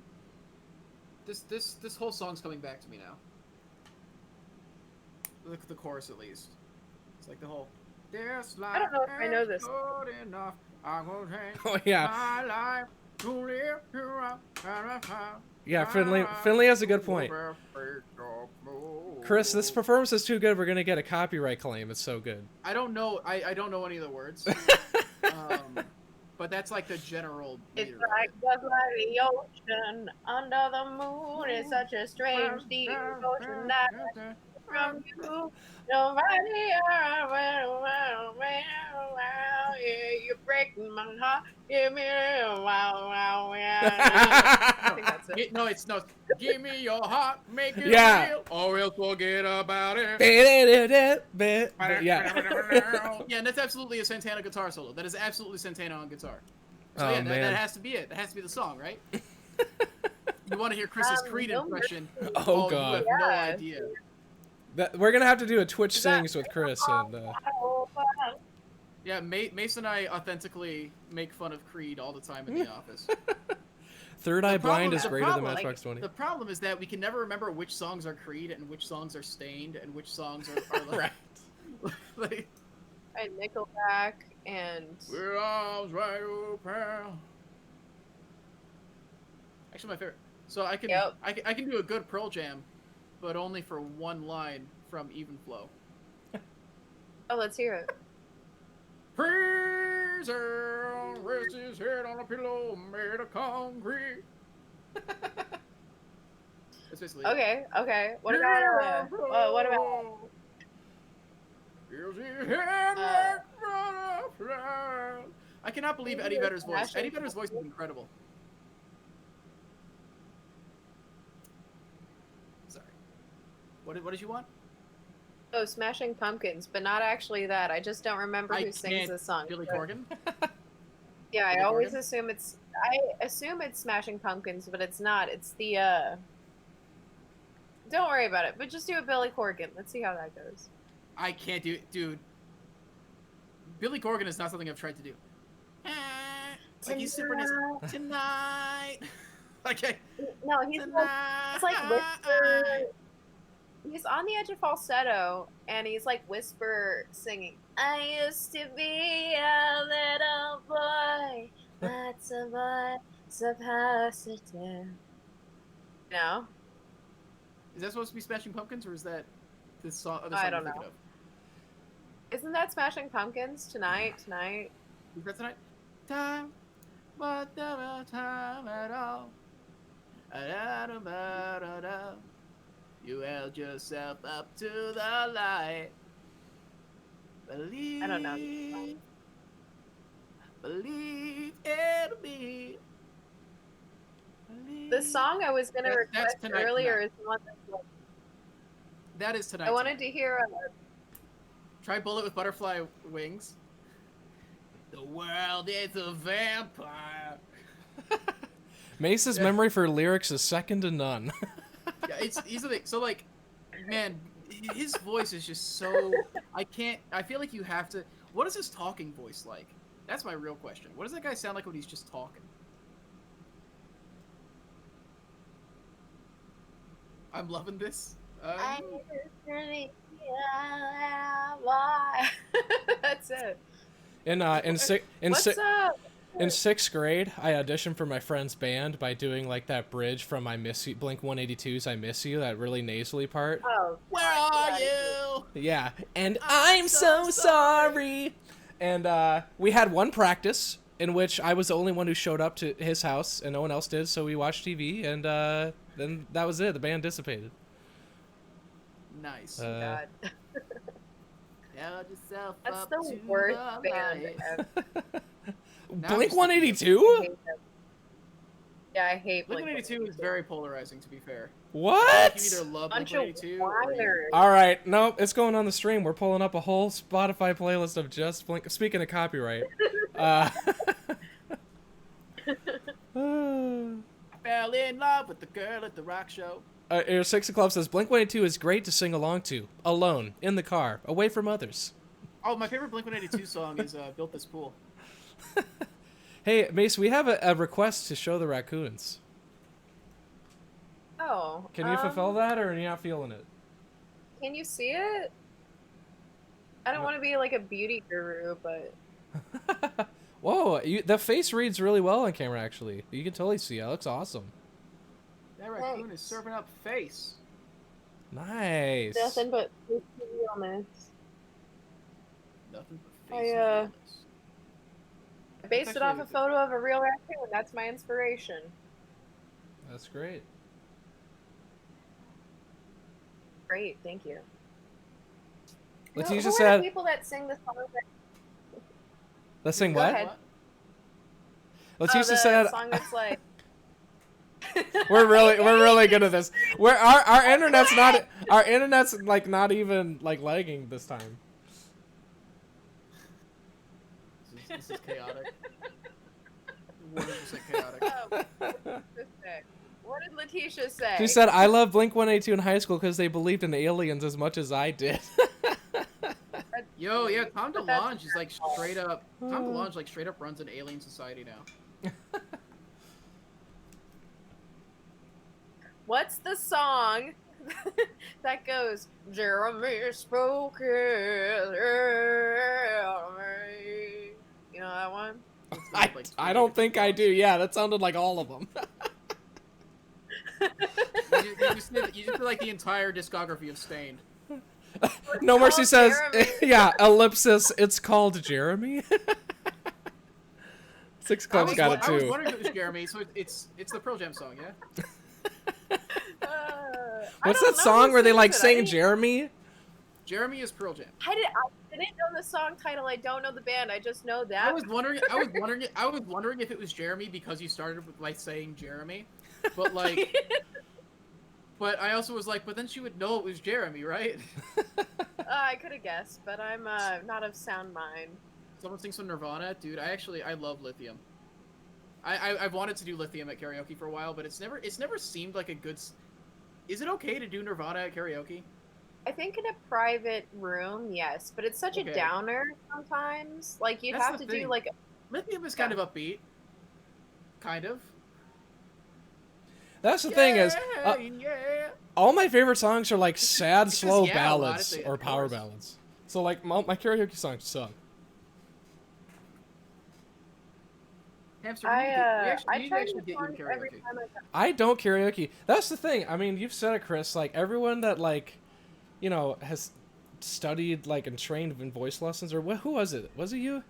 It's like everyone that actually like trained to try to be good at it is the most self-conscious at doing it. Like It's for people. the Dunning-Kruger effect. Yeah. So there's two ways. There's two ways you can be confident about your singing ability. One is to be completely tone deaf. The other one is to get to the point where you're just tired of hating yourself. Right. Some of the best, like, in rehearsals and stuff, I was just so pissed. I didn't want to be there. I was like, I don't give a crap about any of this. And that was when the person came up to me. They're like, you're in very good voice tonight. And I was like, damn it, when I care. Excuse me. When I care, I... Whatever you did tonight was perfect.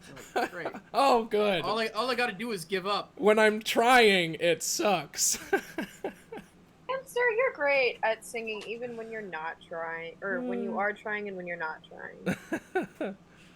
That depends on the day. You can see Post Malone's live concert in Nirvana covers on YouTube. No. No. Thumbs down on that one. As long as you don't do Smells Like Teen Spirit. No, I wouldn't do Smells Like Teen Spirit. Smells Like Teen Spirit is not one of their. You don't smell like Teen Spirit. She says as long as you don't do Smells Like Teen Spirit. She said it's okay to do karaoke. And that's the thing is, I wouldn't do that song because like it's not one of their more interesting songs, and yeah, it's overplayed. Lithium is like way more fun, I think. About a Girl is a lot of fun. I like that one too. My favorite one, I really like the man who sold the world or sold the world. Yeah, that's a David Bowie cover. Huh? That's the cover Of what? of David Bowie. Oh yeah, it is. Yes, it is. Yeah, you're right. Okay. Or was David Bowie even doing a cover when he did it? I don't know. There's a lot of versions of that song. I think David Bowie was the original version. I'm pretty sure David Bowie was the original. Yeah, I think so too. I want to grow up to be Dave Grohl. Dave Grohl's one of my favorite people alive, honestly. Like, I'm out of the phase of my life where I like listening to Foo Fighters all the time, but I still like Dave Grohl and the people in Foo Fighters a lot. At least he might.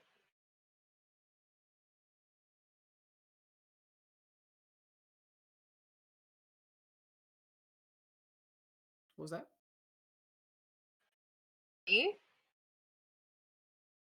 Who are you talking to? I was getting like weird audio from you for a second. It's all good though. I said Bowie they seem. is the OG on that. Excellent. Did you know that Tainted Love is also a cover? Like, well, yeah, the '80s one isn't the original. Yo, the best version of Tainted Love. Yeah, it's like was it a 50s song? It was one of those quartet songs, wasn't it? I think it was the 60s, but you're in that realm. Yeah.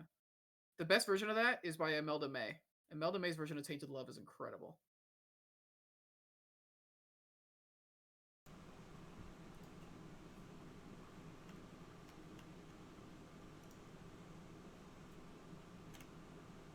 Like the 90s torn or like the Oh, sitting naked on the floor. Where did you sleep last night? Yeah. That was a really cool one. On Unplugged. Yeah, and it's exactly yeah. He told the story behind it on Unplugged, or at least he told like part of it. That's a very good one. I'm all out of faith. This is how I feel. That was a bop for a while. Was that like one of the most played songs of that decade? Ought to have been. Hamster's like, I love that song. If it wasn't, it's a crime. Okay, so I don't want to paint this mini anymore. I always get like this, like 2 hours in, I become so disappointed. And that will never change. yeah, I get the same vibes. That's why I'm afraid of ever having kids. God. The way like the way that I beat myself up over everything I've ever made. There's no way I'm bringing a child into this earth. Like it would be All a right. mess. Segue from that, Jimmy Hayes has a question. Quick tangent from the music topic, but pain question. For shading/highlighting, would you just use different shades of the color you're already going for and then use less as you put on more colors? Layers, I mean. That's kind of what they've got me doing with this. They gave me 3 different shades of blue. One for shadows, one for highlights. And I think when you're practicing and you're starting out, definitely start that way. You know, add white and black to things just to get used to it. I think the next step would be shading, mixing your shade with the color with blue and the highlight with yellow, to make it more colorful and get used to mixing paints. But eventually, when you get the hang of it, and you get more paints and you get more confident, you're gonna end up just naturally, I think, wanting to use different colors for your shadows, and make stuff, to use different colors for different effects depending on the result that you want. But to practice, I would definitely start with just sticking with one color, making a darker and a lighter version of it, until you get the hang of it. Topulus has some great points too, and he's a great painter. So, listen to what he says. Topulus, like every time he puts something in the Discord, It's absolutely insane. Phenomenal. Yeah. Topulus does a lot of really good work. Yeah, he makes a good point. The way you should think about it is the temperature or like the value, right? Basically, the way to do it, and even Aaron told me this when I started at Dwarven Forge, is to picture it like in black and white. It's not necessarily the different colors, but just the lights and the darks. Because it doesn't matter how many colors that you make, if they're too close together in value, they're not really going to show up. That's when people say you need to up the contrast, is a note that people get on miniatures a lot. And that just has to do with value again. Make your darkers darker and your lightest points brighter. And make them further apart, from darkest to lightest. Widen that span.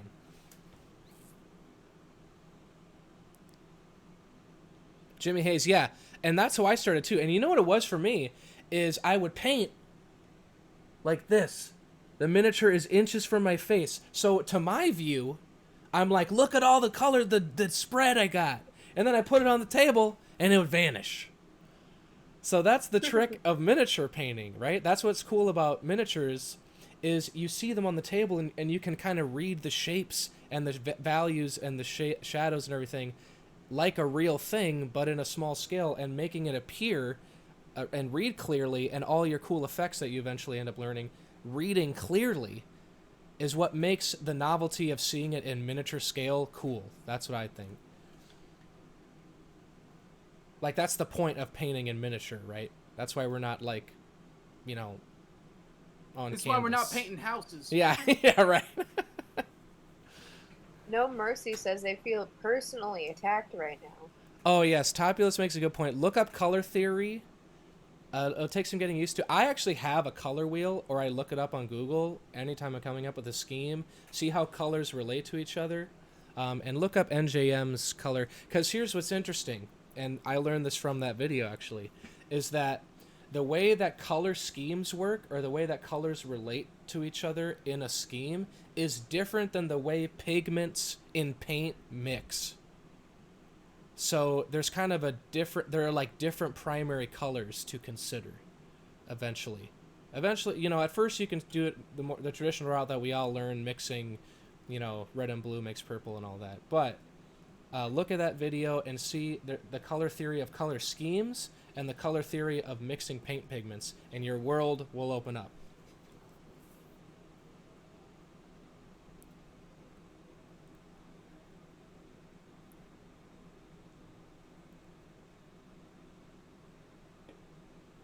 Ooh, I got a little cough. Yeah, definitely, Jimmy. I love answering questions on the stream, and even when you have that big paint set, the sooner that you kind of have the courage to mix your own paints, the more you're going to learn, because so much of it is like adjusting on the fly. And the sooner that you learn, especially how the specific supplies that you own, the paints that you own, how they interact with each other, the sooner you learn that and the more you experiment and try stuff, the more fluent in your materials that you currently have access to you're going to be. And that's going to make you learn quicker. So that's kind of probably someone who really wants to get better at painting is to just mix more often. And not to be afraid to try new stuff like that, because that's what's going to make you accelerate really fast. Are No you done mercy. with your buttons?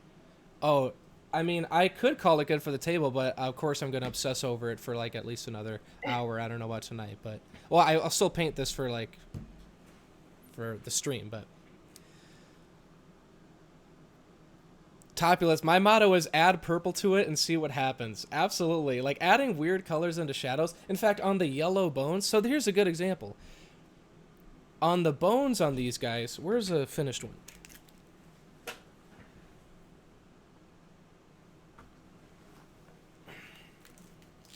This is one of those color theory experiments where I decided on purpose that my bone was going to lean yellow. So that's like my color wheel. On the color wheel, I'm going with yellow. And so the shadows have some purple in there, which is the complement to yellow. It's opposite on there, and that's why it looks cool. Because there's a subtle amount of purple in the shadows, which makes it look a lot more interesting. And that's another example of one of those things where, like, if you just did a regular brown, it would still look cool and still look like a shadow. But it just adds that extra element of pop because of that color relationship. And that's how color theory, one of the ways that color theory will help you.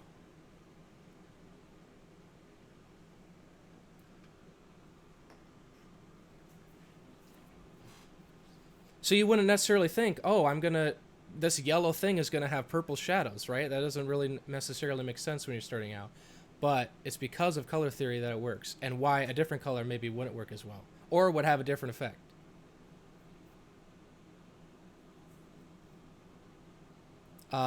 And also my color for add X to it and see what happens is magenta. Like, especially to like skin tones and everything. I just think it's like such a cool color that adds, especially like in fantasy and sci-fi, like elevated sort of genres. It just adds a cool effect to anything, placing it somewhere, yeah. No mercy. So here's the thing with mixing with white and black. It's going to desaturate it, not be as bright. So if you have a pre-mixed color in your collection that's a little more saturated and brighter and more colorful, try using that as a highlight. Or, and you'll have to experiment with this because every miniature paint actually has a bunch of different colors in it, which is why sometimes they mix strangely, because you don't realize that there's actually a color in it that's going to make it turn gray, right? It's not just a straight one pigment color. So sometimes mixing hobby paints is strange, but as a rule, you can try this. Instead of white and black, use blue and yellow to mix and shade, and to mix up your highlights and your shadows. And that's going to, in most cases, make it a little more interesting and less kind of dead or desaturated.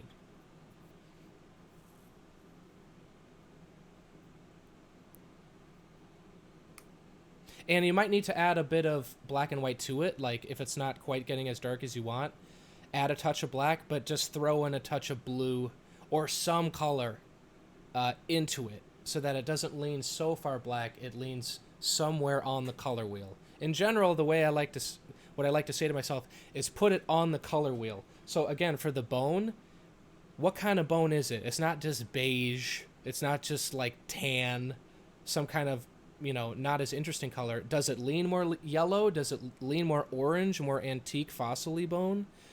Is it very, very dry or cold? It leans more like a blue bone. All these things will work. So you could actually put blue into this scheme and still make it look like bone, but an interesting, cool fantasy bone, right? Good advice. I'm now adding purple over what I had black before because I have yellow in here, so I'm going to see if that makes it a little bit more interesting. Love that. Oh boy. Another trick.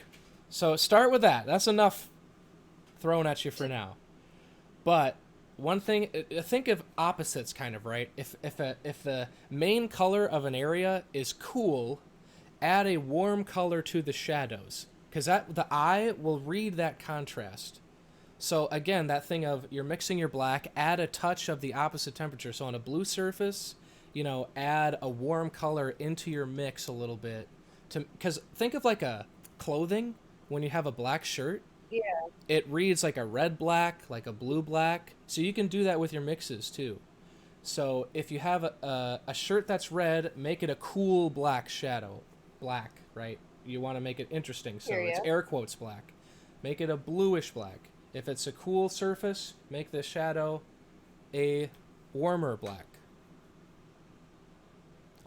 So that's the thing, contrast, people think contrast in shadows and highlights, but there's many different types of contrast. There's temperature contrast, there's texture contrast. Is the leather all scratched up? Is it silky smooth? Stuff like that, different surfaces. The armor scratched up, but underneath there's a very smooth shirt or something. There's different contrasts you can do with that. All kinds.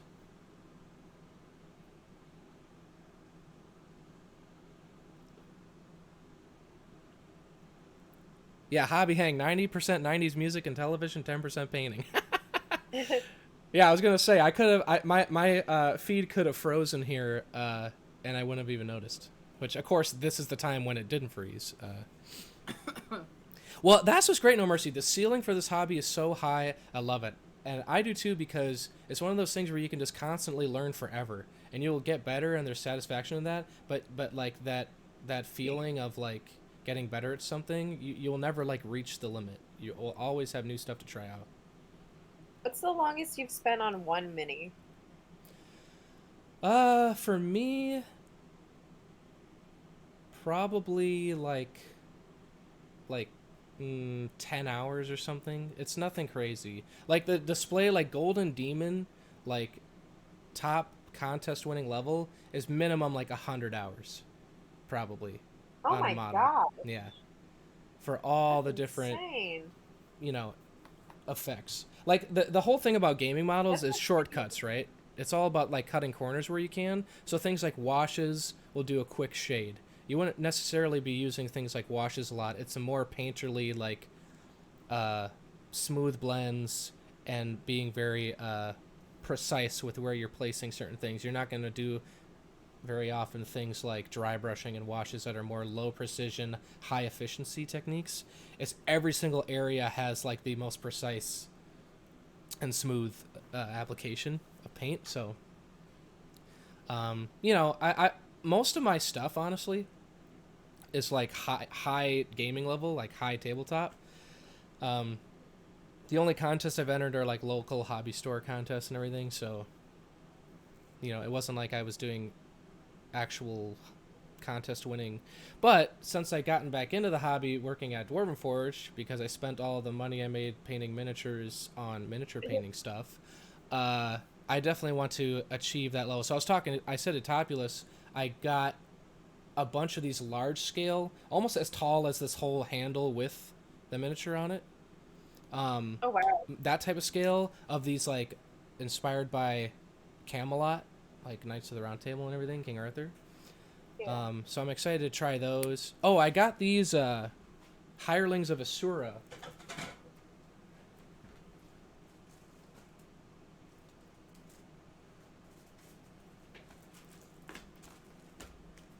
These large scale guys that I want to try to do for more of a display quality, and just take my time with them and like get to that almost display quality, you know. These guys are cool. I'm excited for those.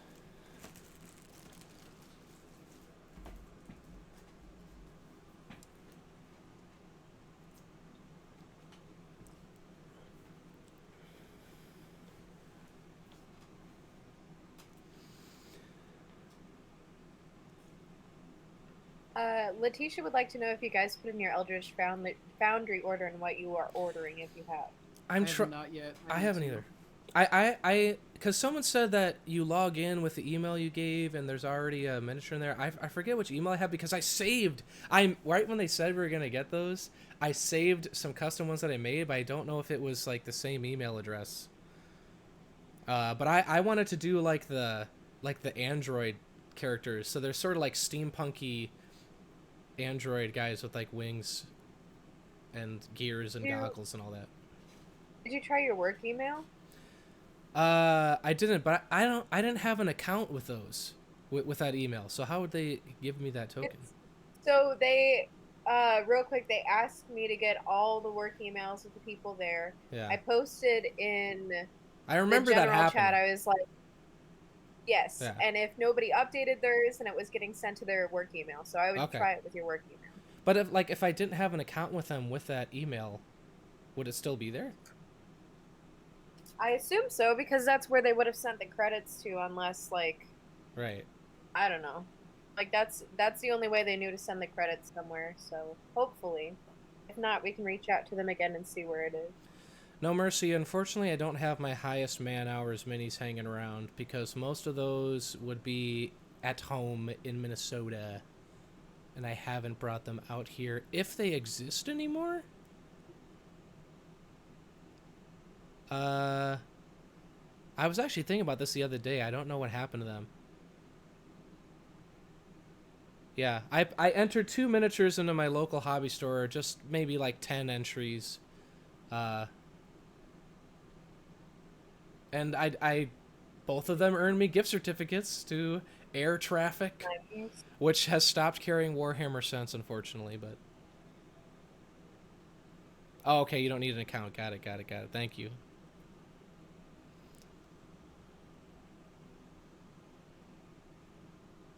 Yeah, I haven't looked at I haven't even tried it yet for the new minis. I was having a lot of fun with, like, customizing the pose, where they have the preset ones, but there's ones where you can pull the pose, the sculpt around. That was cool. I haven't even had time to think about it. Yeah, I'm trying to figure out. It's like I don't Maybe have the any. next mini I put here will be.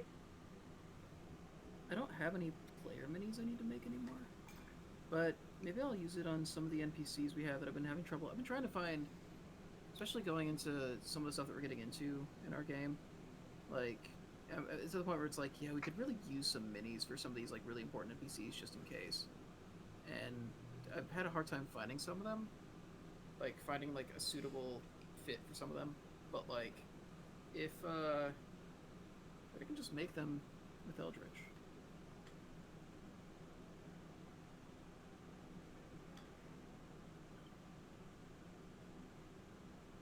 That or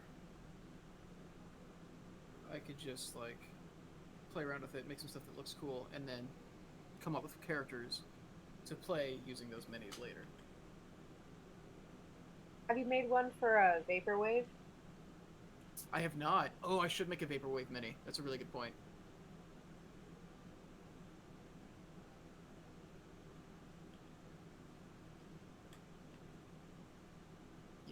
I should have a Vaporwave Mini. She gets brought up enough.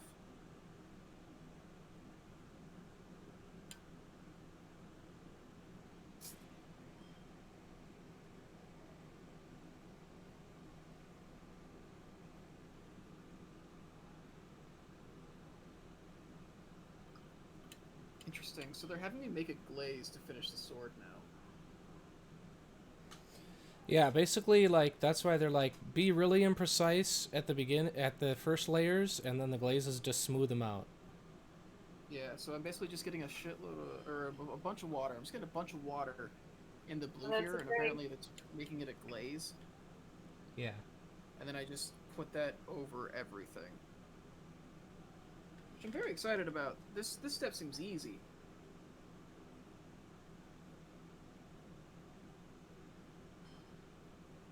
Yeah, once you get into glazing, you're really starting to do some cool painterly stuff. And that's how you can add, that's like glazing, that's how you can add a lot of interesting colors. Like the purple in the shadows is kind of a glaze, where like a wash is just all over, but the glaze is a little more precise and stays right where you apply it, and it's really thin and just is a little filter. This is wild. I didn't know you could do this. Like, yeah, just like seeing the way that it comes onto the sword. Like, I didn't know you could make paint do this. Yeah, that's what's cool about acrylics is it's water based, so just adding a little water will give it make it behave that way. Oh, No Mercy just used the first Dwarven Forge last weekend for a game. Excellent. Hey, congrats. Nice. Hope it was fun. Used Hellscape pieces for it. Oh man, it was your first time showing them Dwarven Forge, and you busted out the Hellscape. That's a huge impression.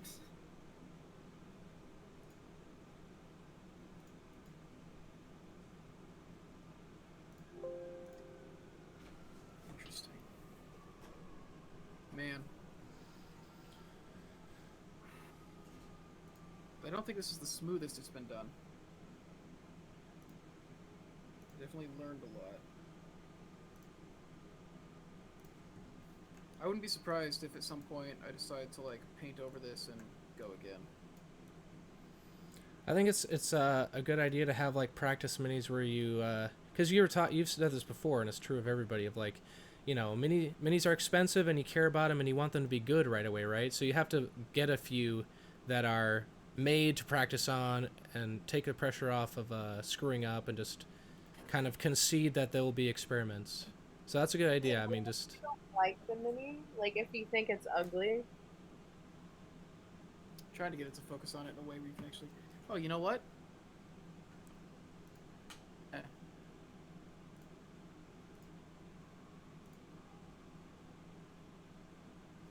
So I think the highlights are a little sloppy at points, but so that would be the top of the sword. I feel like it's not blended as well as it could be, but it's progress. I haven't tried doing something like this before. I think I understand what it's supposed to be like now, and I guess I can keep working on it too. I can try to smooth that stuff out, but it's something. Link your post in the Discord here? Yeah, you should be able to. I don't think we have auto mod on at all. Which might get back to my description.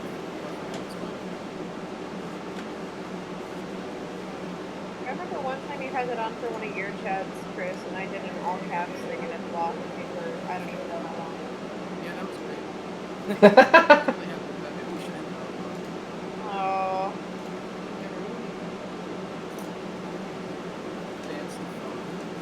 That was hilarious. That was the highlight of all that. Got the weird voice from Hamster again. Yep. first day That's with like a a new wind cam setup, and Is it just randomly churning?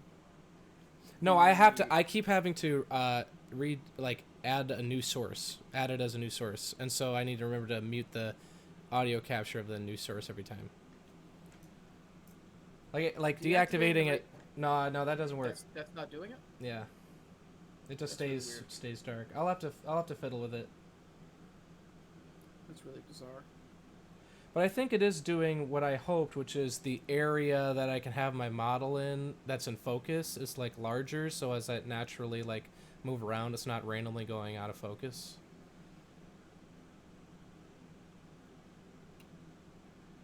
Wait, where did the card go? It's right there. Oh man. What camera setup is it? Topolis asked what camera setup it is.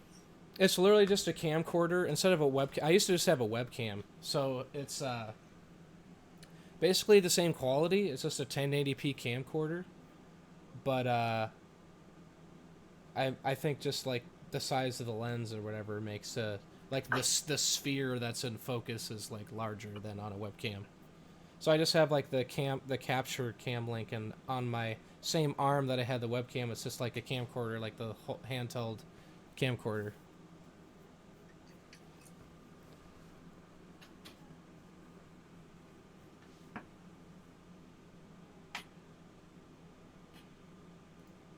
But yeah, that's what that sound is, because it's like trying to capture the audio of like this source, and I have to make sure it's not trying to do that, so I just forgot. I'll have to fiddle with it and see if I can get it to keep freezing. But you guys said you still have that problem, huh? With your cam links? Yeah, they happen occasionally. Yeah. Are they freeze Cam out links good? in general don't. I mean, it's also OBS, where OBS is very finicky, where like the cam links will freeze and everything, but then also like adding and deleting it, sometimes OBS is the one that's like making it stick. Yeah. That's the thing with technology is sometimes stuff just happens. Right. Well said. Most enforced Sorry, level. Chris. No, it's fine. I deserved it. I deserved it. I had it coming. Hey, Attica. You really did. As long as you know. Yeah. I don't know. There's different ways to go about it. There are ways where you won't have to do the. I'm not there to look at it though, so I don't know. Who knows? You guys can't hear You? Yeah. like what's going on in my hallway, can you? No. What's going on in your hallway? Now you have to tell us about it. Okay. Well, somebody's screaming 2 floors down. And it's actually a very frequent thing. Just wanted to make sure it wasn't Why are they picking screaming up. 2 floors down? What's 2 floors down? She has she's not screaming those words. Oh. I thought it was like a warning. No. She's just screaming in general, but she has severe mental issues right now, so she's going through stuff. But she screams a lot and screams loud, so I wanted to make sure it wasn't picking up. Okay. God bless. Yeah, it's not picking up at all. Cool.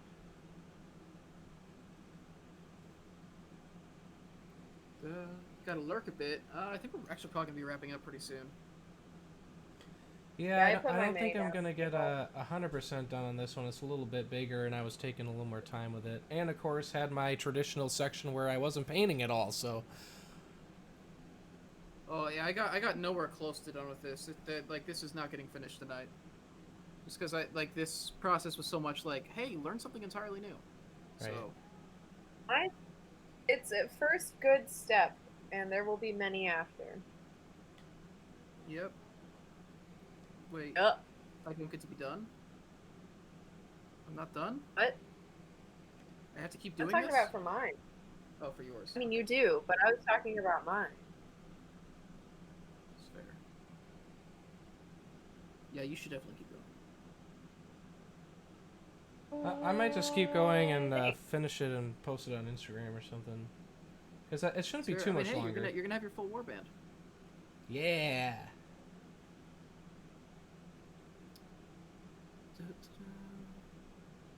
Here we go. Look at that.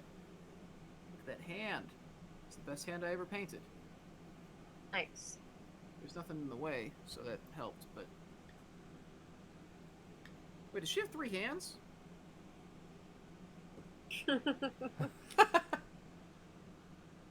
and dynamite. This lady sounds awesome. She's got. I'm very confused because she's got one hand on the sword hilt there, and I've got two hands that stick out like this.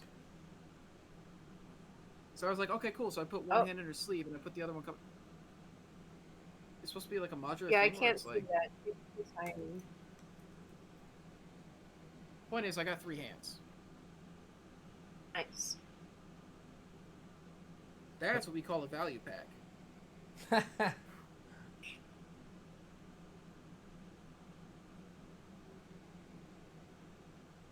Man. If I got in a fight with somebody and they had 3 hands, I'd be done for. Oh yeah, you'd be dead. You'd be toast. If you got in a fight with somebody that had one hand, you'd be over. If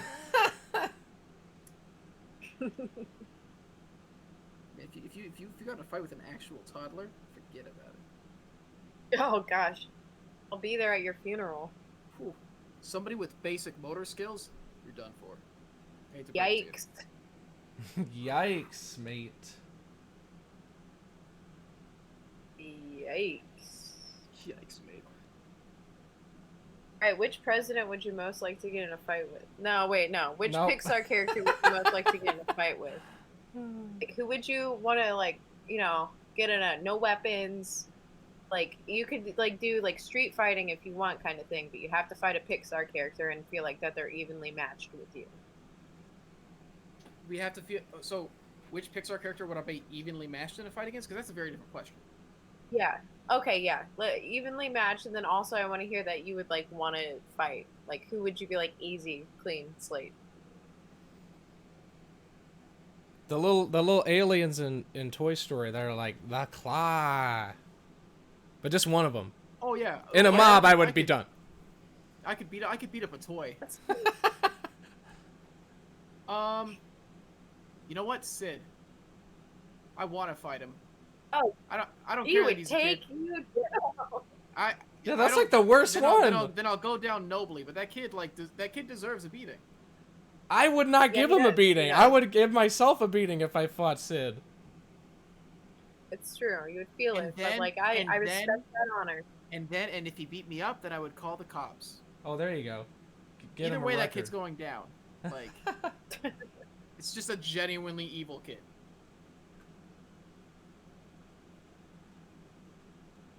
I could beat up Mike from Monsters Inc. Just poke him in the eye. Yeah, that's a good move. Yeah, who would I It's actually dirty. be? That's street move. I mean, there's like a lot of generic, regular, you know, people who probably wouldn't have any fighting prowess. Nobody from The You know Incredibles who I would be a think I man. could take? Oh, Mr. I feel like I Incredible's could boss. bounce that lamp. Mr. Incredible's boss. Yeah, the one that gets Who's put his through boss? 5 walls.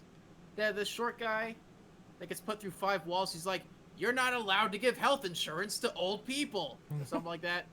Something like that. Or he's like, "Yes, our business is to screw over the elderly," or something like that. I don't know. Because he's working in insurance claims after they lose their thing, and is it John Lovitz doing the voice? It's not John Lovitz. No, it's not John Lovitz. It should be John Lovitz though. He's a little guy. His head's bigger than Letitia the rest of said his the old body. guy in Up. Mr. Incredible. Said what? Grabs him, but he puts him through a wall. He throws it. I have He no that's idea. He loses his job, and they. Okay. It's a very good part. It's like you see. Letitia Bob, said the old a guy from business. Up. the old guy in Up. Oh my Yeah. god. I don't know. Easy. He won that fight. He was the better old guy. Oh wait, which old guy Yeah. from Up? Is she talking about the villain, or is she No, talking you're about? right. Is she talking about Carl Fredricksen, or is she I don't talking know. about his idol that they She end up? was- What Pixar character would you want to have your back? Oh, I haven't seen this movie, but the dinosaur from The Good Dinosaur or whatever. that's I wise. feel like if Yeah. I feel like if I had a dinosaur with me, I'd be safe in most circumstances, especially if it was. I'm assuming probably. from Yeah. the title of the movie that this dinosaur is friendly and it probably wouldn't like betray me or anything. You know, like learn a valuable lesson at the end of your journey, you know? Yeah. Honestly, being real though, probably Buzz Lightyear. Like that's it. post the first movie, you know, Buzz Lightyear and like Toy Story 2 and on, that is just like one of the most like reliable, like trustworthy people I think. Okay. If he could be people sized, that would be nice. But honestly, even if Yeah, he was that still would be toy really sized, nice. And even if he was still toy sized, that's something. Yeah. Oh wait, no, the rat from Ratatouille, Remy. Oh, yeah. I've been trying to learn how to cook, and it's been a very difficult process. he'll pull your hair and then make you fight Sid from He's Toy probably a Story. better fighter than me, so yeah, like let him. Yeah, he's scrappy. I'll be his fight stick. Do you think that bank robbers underneath their hats have little rats that tell them to go steal things? Absolutely. It'd probably be raccoons. Honestly. They say, for the clan! I think that I would beat up that eye that does the jump in the beginning, you know? The Pixar cutscene thing. Like, he's asking for it. Like, I just want to murk him. The eye that The lamp? The lamp switches? Yeah, that lamp, that dumb lamp. What? That lamp is cute. No, I hate that lamp. Isn't it dumb. based on, like, one of the first, Somebody- like, animated somebody- shorts they did?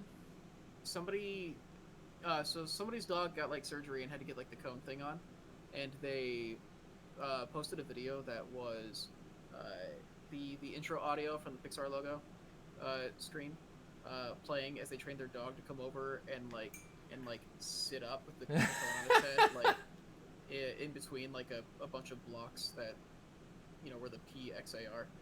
Made me really happy. That's awesome. It's very good. And then for my sidekick, I would probably do the main robot from that Robots movie. All right. That's not Pixar. It's not? Okay, then I That's changed my DreamWorks. answer. Okay. I would pick. Ooh, okay, this is a little bit kind of dark and like maybe questionable, but like that salamander guy from Monsters Inc. Oh, Randall. Sid. Randall. Yeah. Yeah. That's a good guy to have on your side, honestly. He's not a good guy, but he's a good guy Yeah, to I have on your think so side. too. Yeah. Yeah, he It's fights controversial. dirty, and it's like if it's a dirty fight, then It's very Machiavellian. through that. I want to watch Cheers. It's been a long time. Are you trying to do Chip? What? What? Isn't that the male guy's name? Cliff. Cliff. I don't Yeah. know names of anything. Yeah, it's John Ratzenberger. I was thinking about him because he's in like all the Pixar movies. But yeah. Yeah, he is. You know, him and Norm were initially just supposed to be like these really small parts in the first episode, and then they were like, we like these guys, and they made them like series regulars, and like just keep bringing them back. Wonderful. Which is crazy because those two like characters like have almost all the best lines in the show. They're like some of the best characters. Like they almost weren't there. It's a lot to think about. What's Hamster doing? Basically, I was kind of doing a glaze thing too, but more sloppily, where I kind of applied it like a wash to sort of tint the color and get some more variation in it. But then what I did is I took a wet brush and basically just started removing it from the raised part. So instead of like doing an all-over wash that's just going everywhere, and doing a really precise glaze, I kind of did it in between where I washed it but then took some of it off, so it is a little more precise, but it's still like kind of fast and efficient. It looks nasty. Looks Like nasty. Thank you. Yeah, that's sick. That's messed Dude, up. That is sick. Yeah, Hamster, I gotta tell you, that is sick. That video, I was thinking of that. That video is incredible. Oh, thank you. You know what? That is sick. My favorite part of that is there were some people that loved it and some people were like, not for me. No, I don't love say that. anything. Go look at other tweets. Yeah. That frequently. I didn't like this. Okay. Like, all right. I made this specifically for you. I'm impressed with Chris's encyclopedic knowledge of Pixar character names. I really like Pixar. At least for the most part. Pixar's awesome.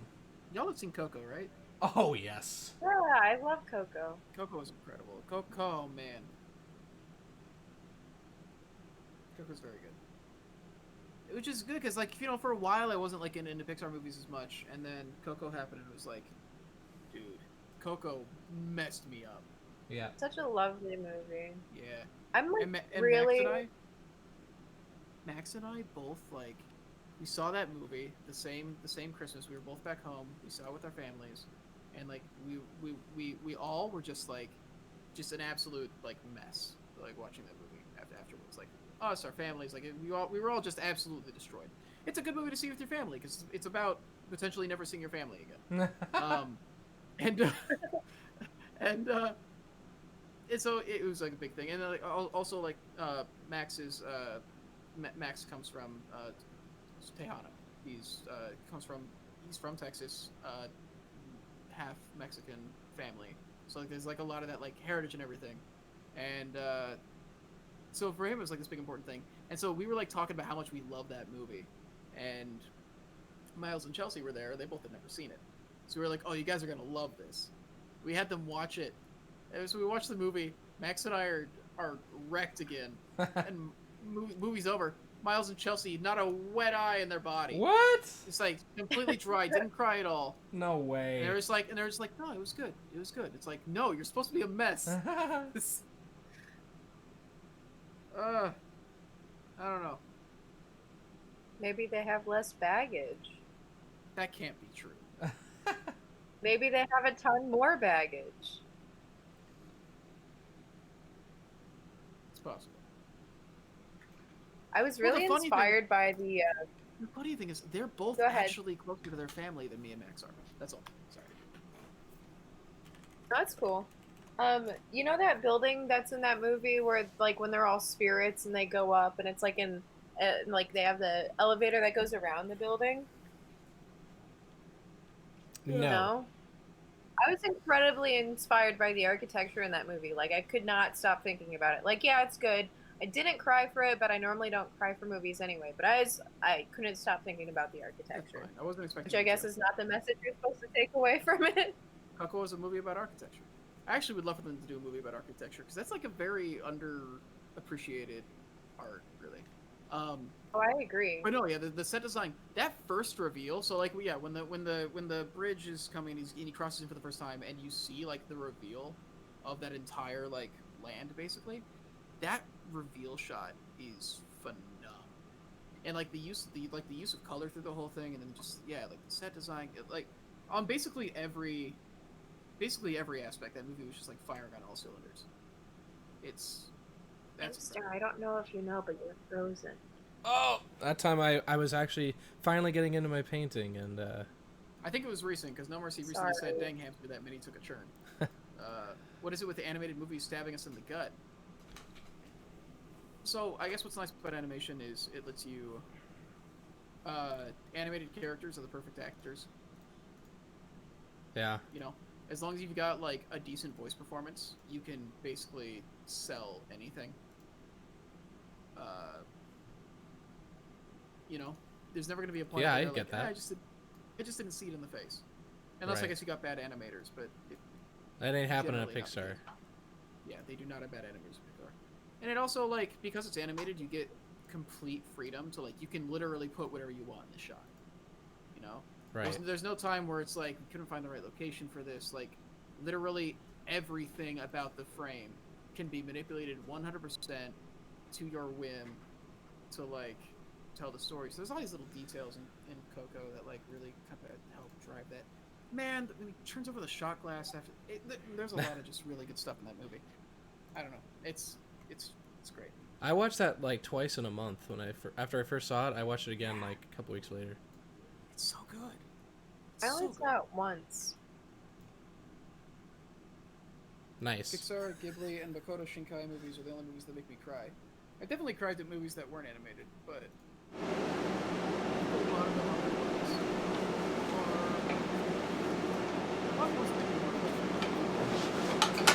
Is Shark Tale Pixar? Oh, Right? Ghibli. Dude, Grave of the Fireflies. Have you seen that? I'm afraid to see Grave. That will screw you up, man. If I need to cry, I watch that. I know. It's where it's like, yeah, isn't it like literally like an allegory for? Yes. Yes. Yes. Like it's. Yeah. 100%. It's got like a legendary like reputation for how impressive it is. But I love it for that. It's like that is my tearjerker movie. From what I heard, it's phenomenal. Yeah. You got to be ready for it. Yeah. You got to be in the place for it. Yes. You got one Here's a fan. Hamster can't tell me. No, I got it. It should be back. Whenever you got to reset your camera, you got to Oh, yeah, that's right. I'm just keeping you awake, everybody. Is it fixed? Yeah, it's fixed now. Just to make sure, in case you're listening to the stream while driving, we don't want you to fall asleep at the wheel. Right. Yeah. Oh, what were we saying? Right. So he brought up Grave of the Fireflies, and yeah, we were telling Mace, it's like, yeah, like I haven't seen it, but I know its reputation, and like it's one of those things I really want to see, but I don't know if I have to be like in the mental state for it. Yeah. Yeah. But it sounds like road noise. Yeah, it sounds like what they do on the side of the road. You know how they make the side of the road really rough so that if you start drifting, right, it goes like that, and it's supposed to like jolt you awake. Yeah, Ghibli's always so high stakes. I like Ghibli movies a lot. I have a hard time getting through Ponyo though. That one I haven't seen. Not because of the animation or just the voice acting. Oh yeah. Just Yeah, Ponyo's voice is just too grating for me. That's basically it. Wait, are you? It's an English-based movie, right? Like it only came out. What did it have original? I've only seen it with the English dub or whatever, but I know what you mean with that. Like, have you watched it with? I have not watched it. I mean, I'm sure there is a Japanese voice acting version, but I have not watched that. Also, we watched Over the Garden Wall. I saw Over the Garden Wall for the first time a couple months ago. Actually, right before the Kickstarter, and then right after the Kickstarter. So Miles, Over the Garden Wall is one of his favorite shows, and I'd never seen it. And so we thought it'd be fun to start a podcast where we just get people together, show them things that that they've never seen for some reason, and oh, Hamster, you put your camera feed on top of everything else. It's blocking Mace right now. Oh, That's bummer. Okay. I don't look like much. It's cool. What was I saying? Yeah, so we did that, and then like right after the Kickstarter, actually, we finally released the podcast of just discussing Over the Garden Wall. Is like I watched through it for the first time, and he like watches it for the 10th time. It's a good show. It's a really good show. I love that show. Yeah. It's very good for this season too. It's very autumnal. It's literally, yeah. I mean, I didn't know that was the case, and then we watched it, and it was like, oh yeah, this is why he watches it every fall. Okay. Like the second episode immediately makes it clear what season it is. Yep. I recommend Your Name and Weathering with You if you've not seen them. I haven't. One of my friends, Will, he's super into those movies though. He had his dad go see one of I think his dad saw Your Name with him, and like that was a awkward experience from what I understand, but he really liked the movie. I think his dad actually came out of the movie liking it too, which is interesting. His dad's very much the kind of traditionally masculine, like I like watching like action movies kind of dudes. So it's a very different taste.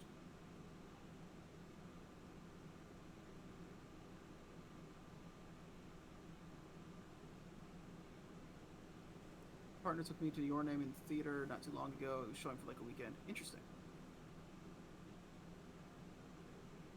Yeah, I don't know very much about them. I just know that they were specifically Your Name. I saw Your Name. People were referencing it a lot on Twitter after it came out. I have a lot of anime friends, even though I'm not really into anime that much. A lot of like my closest friends are huge anime heads. Anime heads. Anime heads. I don't want to call them weeaboos. I also don't really watch that much anime. Like I've seen a few and I've liked a few too, but I don't know. There's something I feel bad about it because it feels like it should just be baked into my personality or whatever, but I just for whatever reason have not. Liking anime? Yeah, I feel like that's like it's like a I don't know. Like I feel like I'm the type of person that's meant to. I just So don't. it's, I mean, it's a whole genre, right? Yeah. And just like the way that just like the way that American cinema developed and how it developed differently than like if you ever watch like a Korean or a Japanese soap opera, like you'll see like their cinematic techniques and like cinematic language is actually pretty different than ours. Like the stuff that they got used to like communicate, like how they communicate certain things, like the kinds of shots that they use. Like there was one, I think it was a Japanese, no, I think it was a Chinese sitcom we watched because I was getting dim sum at one point, and they had one on, and like it was a sitcom, but like it was on shaky cam, and I was like, how are these shots not locked off? This is so weird. Um, but what was I saying? Right, so like with anime, it's like eh, there's anime I like, there's anime I don't like. Generally speaking, I don't like a lot of the kind of tropes and conventions of anime. I'm not really like usually like the sense of humor doesn't jive with me as much. I'm not like into anime falls and that kind of stuff. But I mean, a good written show is a good written show, and there's some extremely well written anime out there. Full Metal Alchemist, I think, is worth it. Cowboy Bebop is something I think most people should see. Yeah, I love Cowboy Bebop. Yeah. Isn't there a live action version coming out? Yeah, that's what Yeah. I heard. But that was like a year and a half ago, so I wonder if that's been paused since, It's the current yeah, climate. it's still happening. It's a thing where like I'm immediately extremely nervous about the concept of a live action Cowboy Bebop. However, the casting choices they've been making are not bad. Like, um, I've been watching My Hero. My Hero, as far as shonen goes, is pretty good. I don't think I like it as much as Full Metal. And it's as the seasons have gone on, I've kind of fallen off it a little bit, but it's still a pretty good show. It's got that nice coming of age stuff going for it. Um, but I don't know, I'm losing interest in Deku as a character. I think is the problem, and I wish they would focus on other people more.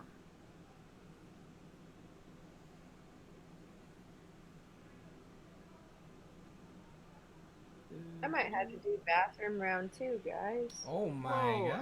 I haven't even gotten in my first one yet. All right, I'll wait. I'll wait. You go ahead. Leave some for the rest of us. Leave some All right, bathroom go for the ahead, go rest ahead. of us, Mace. No, you go, you go. All right. Sorry. Take your pieces. I'll split it a third with you guys. You each get a like a little piece of bathroom, and Evangelion. then I'll take the left. So I need to watch Evangelion, but I'm wondering like because doesn't Evangelion like subvert a lot of mech anime stuff? So I was talking about it with one of my friends, and he like with Will again, and he's like, I want to watch. He was saying I want to watch Evangelion, but I feel like I should watch Gundam first. But then I want to watch all of Gundam because I want to watch the entirety of how mech anime developed. And it was like that's kind of dumb. And also I agree and want to do the same thing. So I haven't watched any of it because there's a lot of Gundam out there. Yeah.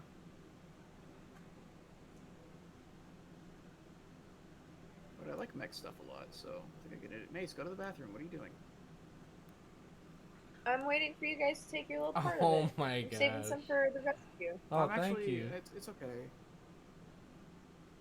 Oh, no. Don't let me be selfish. I'll take all the bathroom if you guys don't have some. Man, how do I ever make jokes? All that happens when I make jokes is they backfire and I get sad. No, I'm also making jokes back. Why can't I make jokes? no Yeah, jokes but it's allowed. sad. Oh, Go to the no. bathroom. Why? You're not my Those mom. are the rules. Those are It the is? rules of the Dwarven Forge Twitch streams. Yeah. All right, I'll go to the bathroom. right there under the it's right there under the description. Oh, is it in the general chat rules? It's not in general chat rules. No shade. That's for Discord. Don't be ridiculous. I know, no shade. I said no shade. Okay. Gurren Lagann is more about subverting all the. Gurren Lagann is something I want to see as well too, just because I want to understand it. Because it's something I see referenced a lot, so it'd be nice for me to actually understand the references beyond like, that's the drill guy, you know. How do you feel about Gurren Lagann, Hamster? Yeah. You don't know anything about it. I don't know anything about this. I've seen the. Have you seen the post of people going, mine is the drill that will pierce the heavens, or yours is the drill that will pierce the heavens? Whichever one it is. I haven't seen that. Oh, wait, really? Yeah. Huh. I'm like on and off Twitter though. I don't know. I like half pay attention. That's fair. It's referenced quite a bit. I'm sure if you saw the character designs, you would recognize them. I'd believe that.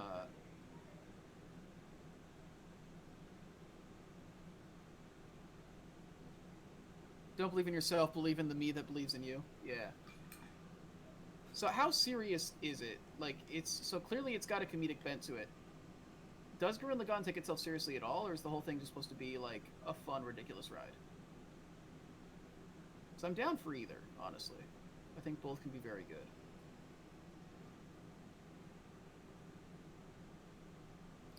Yes. Yes, it takes itself seriously. It gets very serious about it. Oh, perfect. If does it like take a turn like Bakano does? Because I liked Bakano quite a bit, and Bakano is a show that turns like very ridiculous and then gets like super dark and serious when things start mattering.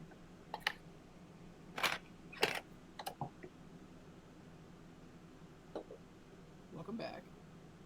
Thank you. Now it's your turn. Oh wow, how's it 8:30? Fooly Cooly is amazing. Fooly Cooly, I remember seeing on Adult Swim as a kid, and it like blew my mind. Oh no. What's happening? Crisis? Uh-huh. A crisis.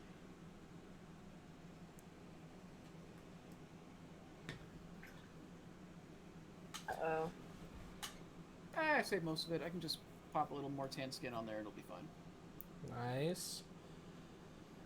Yeah. It was like 8 o'clock and I was like, okay, maybe I'd be able to sprint to the finish on this, but now it's already 8:30. I'm probably gonna stay on because I just have the base now and I'm gonna call it good. But you're welcome to call it whenever.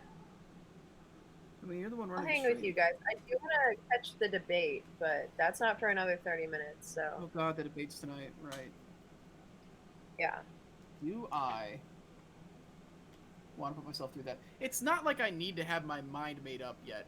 Or, I mean, like, it's not like I'm not sure what I'm doing yet. I've already sent in my vote, so it doesn't matter. Yeah, that's me too. I don't need to subject myself to this. Great. Alright, then don't.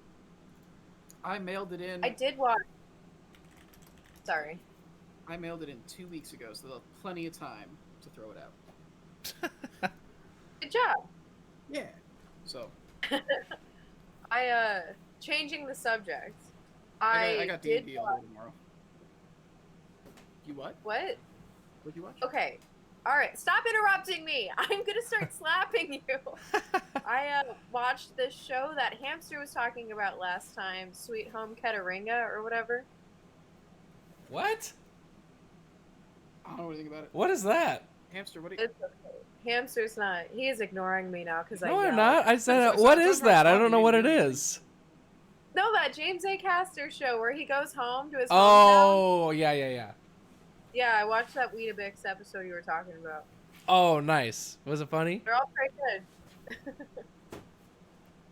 Anyway, don't know anime. Wish I could contribute, but You're probably happier not knowing anime, honestly. It's fine. I feel like I'd like to get more into it. Like 4 months after I first started at Dwarven Forge, Nate had given me his DVD collection because he wants them to go to a good home and I haven't seen anything. And there's a lot of anime in there that I've heard only good things about. So he gave it So to you I and he was think I like, will. Mace. What? So he gave it to you and he was like, Mace, I need you to find a good home for this. Basically. and I'm the best mother for DVDs sometimes. And so I think I will watch a few of those, but I just don't have the time to watch things. I feel that. That's how I feel Well, with most things. I feel like I don't have the actually not time. true. I have so much time to watch like 5-minute videos or TikTok videos or like YouTube and stuff. But as soon as it's a movie, I'm like, that's a huge commitment. Like, what if I want to pause it? No, I'm the same way. I'm genuinely the same way. And then whenever I actually do take the time to actually watch or play through something, it never takes nearly as long as I think. And it's like, well, I got a whole day after. So I Or could have it's just done. enjoyable too. It's like I could have just done that a while ago and been fine. Yeah, I don't know. It's all silly. Yeah. But that's where I am on anime. Where do you stand on anime? I hope that gets asked tonight. The people for the ethical treatment of anime.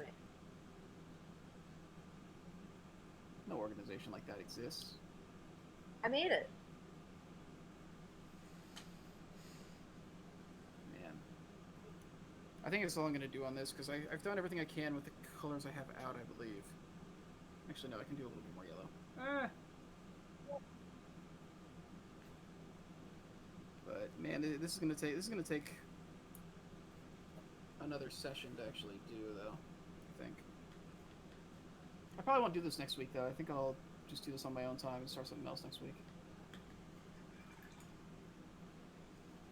Yeah, I just went so slow because I was trying to do that tutorial. Yeah, I want to try something else next time too. Yeah, I don't want to paint next time. What? I'm just getting so mad at myself. Be patient. Okay, maybe I'll paint, but I gotta do more test dummies first. That's valid. Well, I get so mad. well, we can do this painting party on Saturday. Oh, Oh yeah. Damn it. Come on. I'm not sad about the face on this raccoon, but I am pretty sad about everything else, so.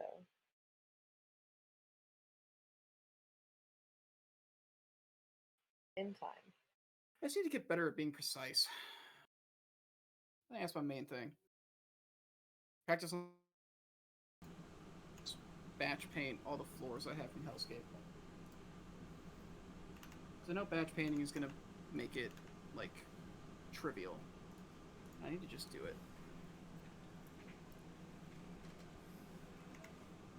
I keep alternating between going like, oh man, look at how well I'm doing this, and then like slipping up and just slathering paint all over a place I wasn't trying to hit.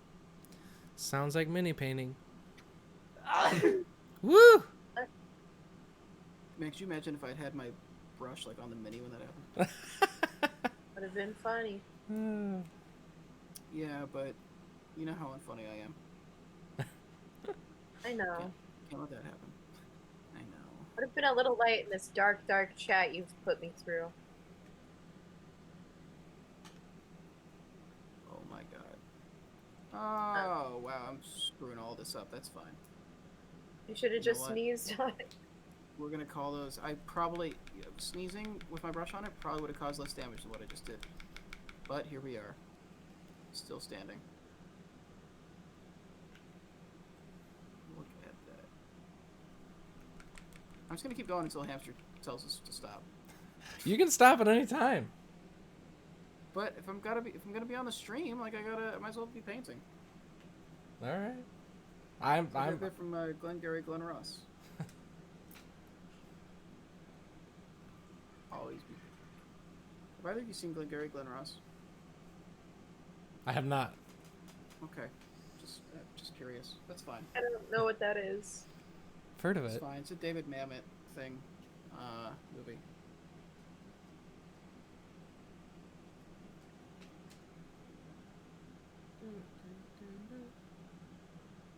Have you seen Theodore Rex? No, I haven't, but I told you I want to watch that on Saturday. Alright. Don't act like I haven't explicitly made an effort to see that movie now that I'm aware it exists. Speaking of T-Rex movies that are at least B if not last list, Have you seen Tammy and the T-Rex? Have I already talked about this? Probably. Yeah. Tammy and the T-Rex is like infamous. One of my favorite movies, genuinely. It's actually so entertaining, and I know it's a bad movie, and it's not even entertaining in the like the room sense where it's like so bad that it's good. It's like actually like so action packed and so unpredictable that it's entertaining and it's like it's not great, but it's kind of good. That's my honest review of it. I kind of love it. Everybody always thinks I'm like joking or like being obnoxious when I say I like a B movie. Ugh. Genuinely, it's genuinely a good satire. All right. Even just write that. See, you're not wanting to engage because now you just don't want to talk to me because I said I like the B movie. We've had this conversation, Chris. Like, I And know. yet you Here's where keep here's okay. Why don't you go ahead and say your argument for the good satire?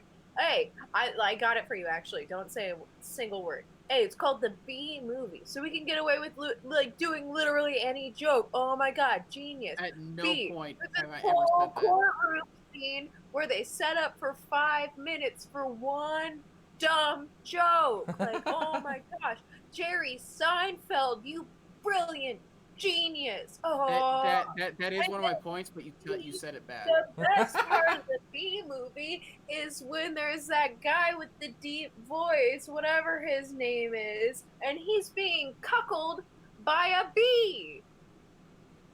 That's nowhere close to anything I've said in defense of that movie. You have said And first off, it's Patrick Warburton. Yes, shut up. You have said the courtroom argument because you have. No, Because you said I that- don't know. You said that you said. I straight up said, and Hamster knows and laughed about it. I said, no, I do make that argument, but you're making it bad. Yes. It's not that there's a long courtroom scene. It's that they managed to get. It's that they managed to I didn't get. say that. I said the setup for the joke was long, which is your favorite part of it. No. My point is that they bothered having Ray Liotta as a character. Actual real-world Ray Liotta. They're like, we're going to put him in this movie. He's going to exist in this universe, and he's going to be just a dude that... And also, he's going to own a honey farm for some reason. It's like, all these plot conveniences. So much of the actual plot of the movie, for some reason, revolved around Ray Liotta existing in this world and owning a honey farm. And it was so that, in the courtroom, they could say, with him on the stand, you're not a good fella, you're a bad fella. And then Ray Liotta is never heard from and just like disappears from the movie because the entire thing was driving to make that joke, and that is phenomenal commitment. I can't argue with that. That is commitment. That's phenomenal commitment. What I said. Also, if okay, so then they should have just superimposed an actual video of Ray Liotta also instead of animating him if they're gonna call it the B movie. Like, how funny would that be if it were actual human just randomly put into a B movie? That would have been so much better. I also No, just that's hate not- Jerry that- Seinfeld. That's not funny at all, actually. They already put David Hasselhoff in the Shut SpongeBob movie. We've been over this. Yeah, they put Hasselhoff in the SpongeBob movie, and that We was have not been over this. This has been brought up on this stream. yeah. Mm, I agree with Hamster. I don't have a great memory, but I think I you're agree wrong. with Hamster, and that makes the vote pretty clear. How many votes do I get? 1, Okay, how many votes do you guys get? 2. 1 each. Oh. Ugh, fine. Were you hoping I was gonna say 1 so you could say like, look, it's a tie? No, I was hoping you would give me more votes, but then I was going to say if they have 0.5 apiece, then I still have some room to, like, you know. Why would we have 0.5 Very apiece? And why would we give I you don't more know, because votes? you're less. Why would I give you more votes? You need to pay you need to pay 200 coins for a vote. Okay, I will do that. And then I will deface the book. The commissioner is doing a great job. By the way, Hamster, we've gotten into Blazeball. To what? Blazeball. the heck is that? It's the hottest new sporting league. Oh, I saw your. Okay, I didn't know the context, but I did see your tweets. Yeah, you liked that tweet. You liked my tweet about baseball, so. Right. Okay. Because out of context, it was very funny.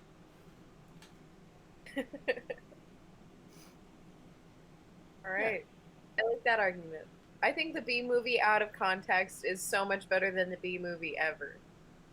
Well, a lot of things are better. Yeah, when you put most things when you take them out of context makes them inherently funnier. Like, here we go. You ready? You like jazz? That wasn't funny. Okay, I mean, come on. It's okay. Chris hates me because I yell too much. If it was the actual clip of Barry B. Benson, And I'm a powerful you one. like jazz? Like if it had actually been him doing that, that would have been one thing. But just saying the phrase "you like jazz," I don't know. Hilarious. Funniest thing I've ever heard. Well, all I'm learning is that I'm not sure I trust your opinion on comedy. God. It's fine. I don't trust yours either because you like the B movie. Well, that just seems like prejudice. I don't trust yours because you kept going like, "Wouldn't this be funny?" and then you did things that weren't funny. So Yeah, I'm being sarcastic because the B movie's the worst movie ever, and I literally just quoted it. Oh my gosh. you can't just be bad on purpose and then say that's good. Yeah, I can. No, you can't. Who would make Yes, an I argument can. like You're not in charge of me. You're not. Why my mom. can't we be friends? Because this is not Why Hamster's Hombre Hang anymore. Why can't we be movie? Oh my gosh, get out. I wish I could just hit a blackout button right there. I can't. Just end the stream. Yeah. Just end the stream on that. Whatever. Oh well. To say, why can't we like jazz? But whatever. It doesn't matter. Oh man. We're still going. You can log off whenever. I'm spending another. No, I'm just thinking like we're putting this conversation is official Dwarf Oh, Force sure. conversation. Yeah, I probably got 5 more minutes. I think Hamster's waiting for us both to just like give up so that he. I'm can waiting for clear you his both to name in the chat. explode, or combust. I'm there, baby. Been there since day Let's one. go, baby. Let's go, baby! I'm on to the Tufts. That's how you know we're in the home stretch. I love Tufts. Where do you get your Tufts? Online. I think these are Army Painter brand Okay. Tufts. There's a bunch of brands. I have. I kind of want to get him some Tufts. Oh yeah, there's a bunch of brands you can find. They are an easy way to add a really cool effect. Gamer's Grass. Yeah, Gamer's Grass is good too. Hamster, you've been using that Gamer Grass? I have used Gamer Grass. It's good stuff.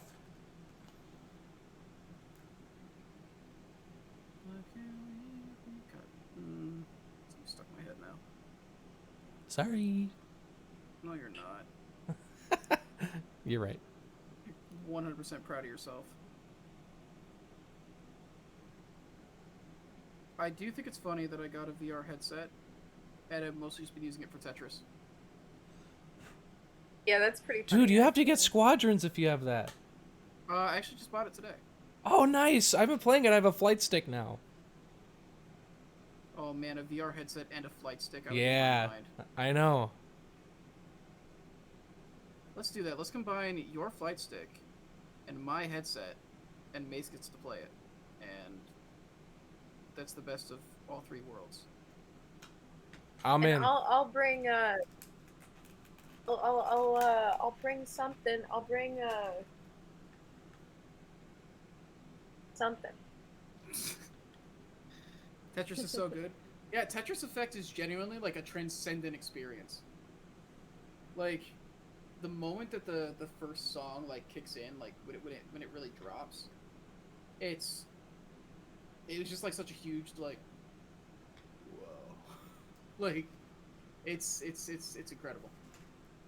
Tetris Effect is very, You know, it very has a good. really good sound. Oh, sorry. I think we are on a conversation delay.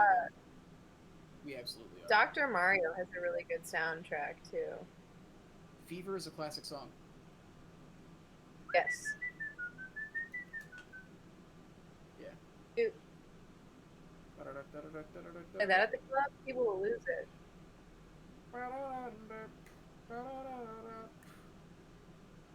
You cried at Tetris Effect? I definitely almost did. Like, there's something about that's what's interesting about music, right? It's like,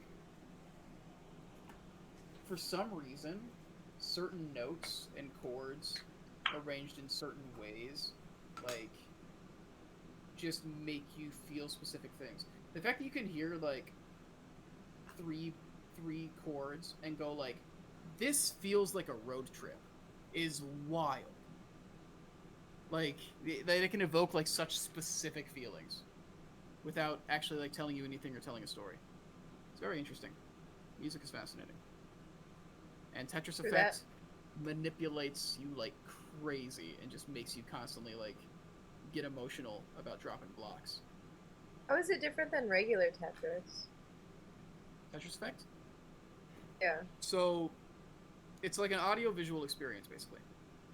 So there's like every level has a different song. It starts out as pretty ambient and low key, and every time you move a block, every time you make any move, and then if you clear a line or get a Tetris or anything like that, there's different sound fonts for each level that make noises that like contribute to the song. And so you find yourself like as you're playing Tetris, you can kind of like get into a groove where you're like contributing to the music. And then the song picks up, and like as you get enough lines to like clear through the stage, like the music goes through phases and like builds up. And every level also has like just these amazing visuals like all around, and it all just works together to just make this like huge like it's just like a real come to Jesus moment, like every level in that game. And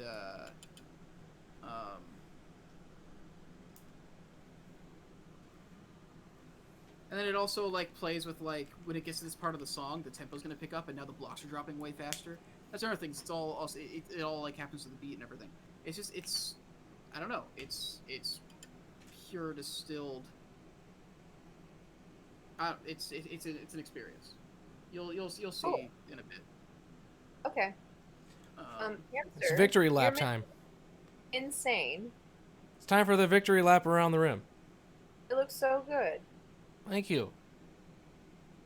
Oh my gosh. Also, I don't know if people saw it already, but the Basilisk paint scheme. Yeah. People Oh, it should be in the pledge manager, right? Holy. Yeah. It turned out pretty cool. You killed it on both of those basilisks. Thanks, man. That was probably the hardest thing because the first one had to be cool, but the next one had to be cooler. Oh shit! I dropped my miniature. Gotta take a drink. I did it. Or Mace just takes a drink every time. Well. No matter what, it's always Mace taking the drink. Well, I don't think you guys have anything with you. You don't have provisions. I got water. All right. Fair. I went for a walk with Chelsea this morning, and she stopped and I hadn't eaten breakfast, so I stopped and like got breakfast from this grocery store, and she got like a 6-pack of like pumpkin cider because they had it there. It wasn't badly priced either. It was like $13 for 6. Not bad. And she was like, people are gonna think I'm an alcoholic like buying this in the morning. I'm like, we've been in a pandemic for like 7 months. I think you're fine. Like, I don't think anybody at this point is judging anybody's alcohol purchases. Question if it was worth buying, but it's definitely worth it. Yeah, I've been doing Beat Saber as well as Tetris Effect, and I like Tetris Effect a lot more. I think the music in Beat Saber just isn't really my thing as much. Tetris Effect is incredible though. But yeah. Cool. God, it's a cool mini. No, I'm actually like I'm very taken aback by how you did the shading too, and like watching it happen with the fabric. It like actually taught me a lot, even though Oh, you on weren't this like mini? explaining it at the time. You didn't ask. Yeah. Oh, nice. Well, I'm glad. I think That's what I want to do on the stream. I think Topulus also did some undead recently, and yeah, just seeing how you guys, I don't know, like how you got like such a clear separation for like the bones and the ribs and everything. Like it's just You know what? That word separation is the key. Even I have thought about this on the basilisk. When you're thinking something is off about this, it's not popping. Find parts to separate. That's what I meant about like making the shapes read is part of what makes it look cool because you can see everything clearly. That's what separation is from each part. That's what's going to make it read. And so sometimes it's adding a shadow or even like a fake shadow, like almost an outline, just to make it read clearly, even though it's not like air quotes realistic or something. That can be a trick you can use. huh, So that observation about separation is huge. Hmm. nice. Well, Well, well. It sounds like we're ready to be done, huh? This is the longest we've gone. So I it is. appreciate it. We Thanks for went sticking almost it out 3 with I me. hours. I really like this length of time. I just need more food beforehand, and that's my bad. Yes, I feel I that. got That's why I had hangry. to right before this. These two got a little hot dog stream before we started. Oh, lucky guys. Every Uh, week, every week we get longer. yeah. Well, this is also the biggest model I painted, so hooefully Just next you time wait. it won't be. That is true. That's like the big daddy of that. Yeah. That warband. Cool. Well, awesome. Oh, Well, thanks for sticking out with me. Everyone that joined us, thank you so much for hanging out. What's coming up next on stream? We have. Oh, go ahead. Yeah, I mean, we got on the anvil, and so far on the anvil and the hobby hang are the plans for that to be regular. Although we've been Okay. talking about how to punch things up, especially with things slowing down now that the pledge manager's out. We've been talking about. We've lightly talked about some ideas to kind of punch up these hobby hangs. Nice. Talking about bringing guests on, talking about doing some other interesting stuff with this. We're gonna have more time to like devote to figuring that out. So I'm excited to see how that like develops. If you guys have any ideas or anything you'd like to see, go ahead and let us know. We're also going to be trying some new stuff. I think next week is just gonna stick to the usual on the anvil and hobby hang. But now that we've more or less wrapped up most of our in-office stuff for Wildlands, we're gonna start putting some more resources into figuring out what more we can do with this channel. Cool. Yeah, so it'll be fun. Awesome. What times are those next week shows? 7 o'clock on Wednesday, 7 o'clock Eastern, for On the Anvil, and 6 o'clock Eastern for the Hobby Hang. Nice. We're trying to keep consistent on those times. Awesome. Cool. Well, look out for those upcoming streams, and thanks a lot for hanging. Good night, everybody. See ya.